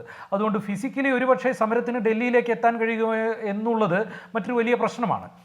കർഷകർ ഉത്തർപ്രദേശിലെ കർഷകർ കൂടി ഈ സമരത്തിൽ പങ്കാളികളാവുകയും അവർ ഈ പടിഞ്ഞാറൻ ഉത്തർപ്രദേശിൽ നിന്നുകൂടി വലിയൊരു സമരം തുടങ്ങുകയും ചെയ്തു കഴിഞ്ഞാൽ സർക്കാർ കൂടുതൽ പ്രതിരോധത്തിലാവും. പക്ഷേ രാജ്യത്തൊട്ടാകെ തെരഞ്ഞെടുപ്പിൻ്റെ പശ്ചാത്തലത്തിൽ ഈ സമരത്തെ, കർഷക സമരത്തിൻ്റെ പശ്ചാത്തലത്തിൽ ഈ പ്രശ്നങ്ങൾ, പൊളിറ്റിക്കൽ ഇക്കോണമിയുടെ, കാർഷിക രംഗത്തെ പ്രശ്നങ്ങൾ ചർച്ച ചെയ്യാവുന്ന വലിയൊരു രാഷ്ട്രീയ അന്തരീക്ഷം ഉയർത്തിക്കൊണ്ടുവരാൻ ഈ സമരത്തിന് കഴിയേണ്ടതാണ്. അങ്ങനെ കഴിഞ്ഞാൽ അത് ഈ വരാൻ പോകുന്ന തെരഞ്ഞെടുപ്പിൽ കേവലമായ രാമക്ഷേത്രം പ്രാണപ്രതിഷ്ഠ എന്നൊക്കെ പറഞ്ഞുകൊണ്ടുള്ള മതവർഗീയതയുടെയും ഹിന്ദുത്വ രാഷ്ട്രീയത്തിൻ്റെയും നെറികെട്ട ജീർണമായ അജണ്ടയിൽ നിന്നും ഇന്ത്യയിലെ സാധാരണക്കാരായ മനുഷ്യരുടെ ജീവിത പ്രശ്നങ്ങളുടെ അജണ്ടയിലേക്ക് അടുത്ത തെരഞ്ഞെടുപ്പിൻ്റെ നെറേറ്റീവിനെ കൊണ്ടുപോകാൻ സഹായിക്കും. അങ്ങനെ വരുമോ എന്നുള്ള ഭയം കൊണ്ടാണ് ഈ സർക്കാർ ഇന്റർനെറ്റ് ഷട്ട് ഡൗൺ ചെയ്യുന്നത് പോലെ, സമരത്തിന് നേരെ കണ്ണീർ വാതകശൽ പ്രയോഗിക്കുന്ന പോലെ, കഴിഞ്ഞ ദിവസം കർഷകനെ വെടിവെച്ചു എന്നതുപോലുള്ള അതിഭീകരമായ അടിച്ചമർത്തൽ നടപടികളിലേക്ക് പോകുന്നത്. മറ്റൊന്നുകൂടി അതിനോട് അവസാനം കൂട്ടിച്ചേർത്ത് പറയാനുള്ളത്, കർഷകരുടെ കാര്യത്തിൽ മറ്റെല്ലാ തൊഴിൽ മേഖലകളുടെയും ജനങ്ങളുടെയും കാര്യത്തിൽ എന്ന പോലെ സർക്കാർ കാണിക്കുന്ന ഇരട്ടത്താപ്പും വെറും പൊള്ളയായ വാചകമടിയുമാണ്. ഇവിടെ പറഞ്ഞ പോലെ കർഷകരുടെ വരുമാനം ഇരട്ടിയാക്കുമെന്ന് പറഞ്ഞ് അധികാരത്തിൽ വന്ന സർക്കാർ എന്താണ് കാണിച്ചത്? കർഷകരുടെ വാർഷിക വരുമാനത്തിൽ 2.8% പണപ്പെരുപ്പം അടക്കം കണക്കിലെടുത്താൽ കർഷകരുടെ വരുമാനത്തിൽ ഉണ്ടായ വർധന. അത് തന്നെ കർഷകരുടെ കാർഷികേതര വരുമാനം കൂടി കൂട്ടിച്ചേർത്താണ് ഈ 2.8%. കാർഷിക വിളകളിൽ നിന്നുള്ള വരുമാനം എടുത്താൽ 2015-16 തൊട്ടുള്ള കാലഘട്ടം നോക്കിക്കഴിഞ്ഞാൽ കർഷകരുടെ കാർഷിക വിളകളിൽ നിന്നുള്ള വരുമാനം എടുത്താൽ വാർഷികാദായത്തിൽ 1.5% കുറവാണ് ഉണ്ടായിരിക്കുന്നത്. അതുകൊണ്ട് ഇപ്പം നേരത്തെ പറഞ്ഞ പോലെ കർഷകരുടെ കാര്യത്തിൽ, കർഷകരുടെ വിലയുടെ കാര്യത്തിൽ ഒന്നുമല്ല സർക്കാർ ശ്രദ്ധിക്കുന്നത്, മറിച്ച് കാർഷിക മേഖലയിലെ പരിഷ്കാരങ്ങളുടെ പേരിൽ എങ്ങനെയാണ് അദാനിയെയും അംബാനിയെയും പോലുള്ള കോർപ്പറേറ്റുകൾക്ക് കൊള്ളയടിക്കാൻ, കരാർ കൃഷി പോലുള്ള മേഖലകളിലൂടെ കൊള്ളയടിക്കാൻ പറ്റുക എന്നുള്ളതാണ് സർക്കാർ നോക്കുന്നത്. അതിൻ്റെ ഭാഗമായി കൊണ്ടുവന്ന 3 കാർഷിക മാരണ നിയമങ്ങളാണ് 1 വർഷത്തിലേറെ നീണ്ടുനിന്ന ഇതുപോലുള്ള സമരത്തിന്റെ നീണ്ടനാളത്തെ സമരം കൊണ്ട് കർഷകർ പിൻവലിപ്പിച്ചത്. അതുകൊണ്ടാണ് ഇത്തവണത്തെ ഇപ്പോൾ WTO ഒക്കെ പറഞ്ഞു, WTO കരാറിൽ നിന്ന് പിൻവാങ്ങണം എന്നുള്ളതൊക്കെ വലിയ രാഷ്ട്രീയ ആവശ്യമാണ്. എന്തുകൊണ്ടാണ് അത് ഉന്നയിക്കുന്നത്? കേൾക്കുമ്പോൾ നമുക്ക് വളരെ ഐഡിയലിസ്റ്റിക് ആയിട്ടുള്ള ഒരു ആവശ്യമായിട്ട് തോന്നാം. അത് ഉന്നയിക്കുന്നതിന്റെ കാരണം എന്ന് പറയുന്നത്, ഈ രാജ്യത്ത് ഒരൊറ്റ പോയിന്റ് കൂടി, വികസ്വര രാജ്യങ്ങളുടെ, ഇന്ത്യ പോലുള്ള രാജ്യങ്ങളിലെ കാർഷിക സബ്സിഡി 50-60% പല മേഖലകളിലുള്ള സബ്സിഡി 10% കുറയ്ക്കണമെന്നാണ് WTO ആവശ്യപ്പെടുന്നത്. അല്ലെങ്കിൽ അവർക്ക് WTOയിലെ ഈ തർക്കപരിഹാര ഫോറത്തിൽ പോയി ഈ രാജ്യങ്ങൾക്കെതിരെ വിധി സമ്പാദിക്കുകയാണ്. അതുകൊണ്ട് ആഗോള മുതലാളിത്തത്തിൻ്റെയും ഇന്ത്യയിലെ അവരുടെ ദല്ലാൾ ഭരണകൂടത്തിൻ്റെയും ഒക്കെ അജണ്ടകൾക്കെതിരായിട്ടുള്ള ഈ വലിയ സമരത്തെ ഒരു തെരഞ്ഞെടുപ്പിന്റെ പടിവാതിൽക്കൽ വലിയൊരു രാഷ്ട്രീയ നരേറ്റീവായി മാറ്റുന്നതിനുള്ള പരിമിതി മനസ്സിലാക്കാൻ സമയം കടന്നു താങ്കൾക്ക് അറിയാമല്ലോ. ഭാവിയെ തന്നെ നിശ്ചയിക്കുന്നു. തീർച്ചയായിട്ടും ഞാൻ പെട്ടെന്ന് പറയാനായിട്ട് ശ്രമിക്കാം. ഒന്നാമത്തെ പോയിന്റ്, ഞാൻ ശ്രീ ബിജു, എനിക്കൊന്ന് സമയം തരണം. ഇല്ല, ബിജു എന്നോട് ക്ഷമിക്കണം. ബിജുവിന് സമയം കിട്ടിയിരുന്നു. ഇനിയിപ്പോ ഞാനൊന്ന് പറഞ്ഞോട്ടെ. ഞാൻ നേരത്തെ പറഞ്ഞു, അദ്ദേഹത്തിനോട് ഞാൻ ആവർത്തിച്ച് ചോദിച്ച ചോദ്യമാണ്, MS സ്വാമിനാഥൻ കമ്മിറ്റിയുടെ റെക്കമെൻഡേഷനിൽ C2+50% ആണോ എന്ന് ചോദിച്ചു. അദ്ദേഹം മറുപടി പറയാത്തത്. ഒരു സെക്കൻഡ് ഞാൻ പറയട്ടെ. ഇപ്പൊ ഞാൻ താങ്കളത് പൂർത്തിയാക്കണം. പിന്നെ എനിക്ക് ബിജുവിലേക്ക് പോകേണ്ടി അതിന് എന്തായാലും സമയമില്ല. പറഞ്ഞില്ല, കാരണം ശ്രീത്ത് അത് ആവർത്തിക്കുകയും ചെയ്തു. അല്ലല്ല, എന്നോട് ക്ഷമിക്കുക. ഇപ്പോൾ തന്നെ ആ സമയം നിങ്ങൾക്കൊക്കെ അറിയാൻ കഴിയും. ഇല്ല, ശ്രീത്ത് സഹകരിക്കണം. 9 മണി കഴിഞ്ഞിട്ട് താങ്കൾ 1 മിനിറ്റ് കൂടി ഒരു പാനലിസ്റ്റ് അധികം കൊടുക്കുന്ന സമയത്ത് എനിക്ക് ഗ്യാരണ്ടി ചെയ്യുന്ന 30 സെക്കൻഡെങ്കിലും താങ്കൾ എനിക്ക് തരേണ്ടതാണ്. അതിലൊരു സ്വാഭാവിക നീതിയുണ്ട്. ഞാൻ പറയുന്നത് C2+50% എന്ന് പറഞ്ഞ് ഞാൻ ചോദിച്ചതിന് അദ്ദേഹം മറുപടി പറയാത്തത് എന്തുകൊണ്ടെന്ന് ശ്രീ വേണു തന്നെ ഈ ചർച്ച കഴിഞ്ഞ് നോക്കട്ടെ. 2, MSP ലീഗലാക്കണമെന്ന് സ്വാമിനാഥൻ പറഞ്ഞിട്ടുണ്ടോ? പറഞ്ഞിട്ടില്ല. 3, 2001 സെക്കൻഡ് സാറേ, 2002 മുതൽ ഇവിടെ ആദ്യമായിട്ട് കോൺട്രാക്ട് ഫാമിംഗ് വിപുലമായിട്ട് നടത്തിയിരുന്ന സർക്കാർ ഏതാണ്? കോൺഗ്രസ് സർക്കാർ, പഞ്ചാബിൽ അമരീന്ദർ സിംഗ്. അതിനു മുമ്പ് പെപ്സിക്കോ ഉണ്ട്, അതല്ലെങ്കിൽ പിന്നെ പിസ്സ ഹട്ട് ഉണ്ട്. ഇവർക്കെല്ലാം വേണ്ടിയിട്ട് കോൺട്രാക്ട് ഫാമിംഗ് ഇന്ത്യയിൽ തന്നെ നടത്തിയിട്ടുണ്ട്. 2006 MSP എന്ന് പറയുന്നത് ലീഗലൈസ് ചെയ്യണോ വേണ്ടയോ എന്ന കാര്യത്തിൽ കോൺഗ്രസ് സർക്കാർ ഒരു കമ്മിറ്റിയെ അവിടെ പഠനത്തിന് വേണ്ടിയിട്ട് വെച്ചു. ആ കമ്മിറ്റിയുടെ ആത്യന്തികമായിട്ടുള്ള നിർദ്ദേശം അത് ലീഗലൈസ് ചെയ്യേണ്ട എന്നായിരുന്നു. എന്റെ വാദം കഴിഞ്ഞു. ശരി, എന്തായാലും സമയം കഴിഞ്ഞതുകൊണ്ട് ഞാൻ ഇടപെടുകയാണ്. മറ്റു അതിഥികളിലേക്ക് വരാൻ കഴിയാത്തതിൽ ക്ഷമിക്കുക. വളരെയധികം നന്ദി ഈ ചർച്ചയിൽ പങ്കെടുത്ത എല്ലാവർക്കും. എൻകൗണ്ടർ അവസാനിക്കുന്നു.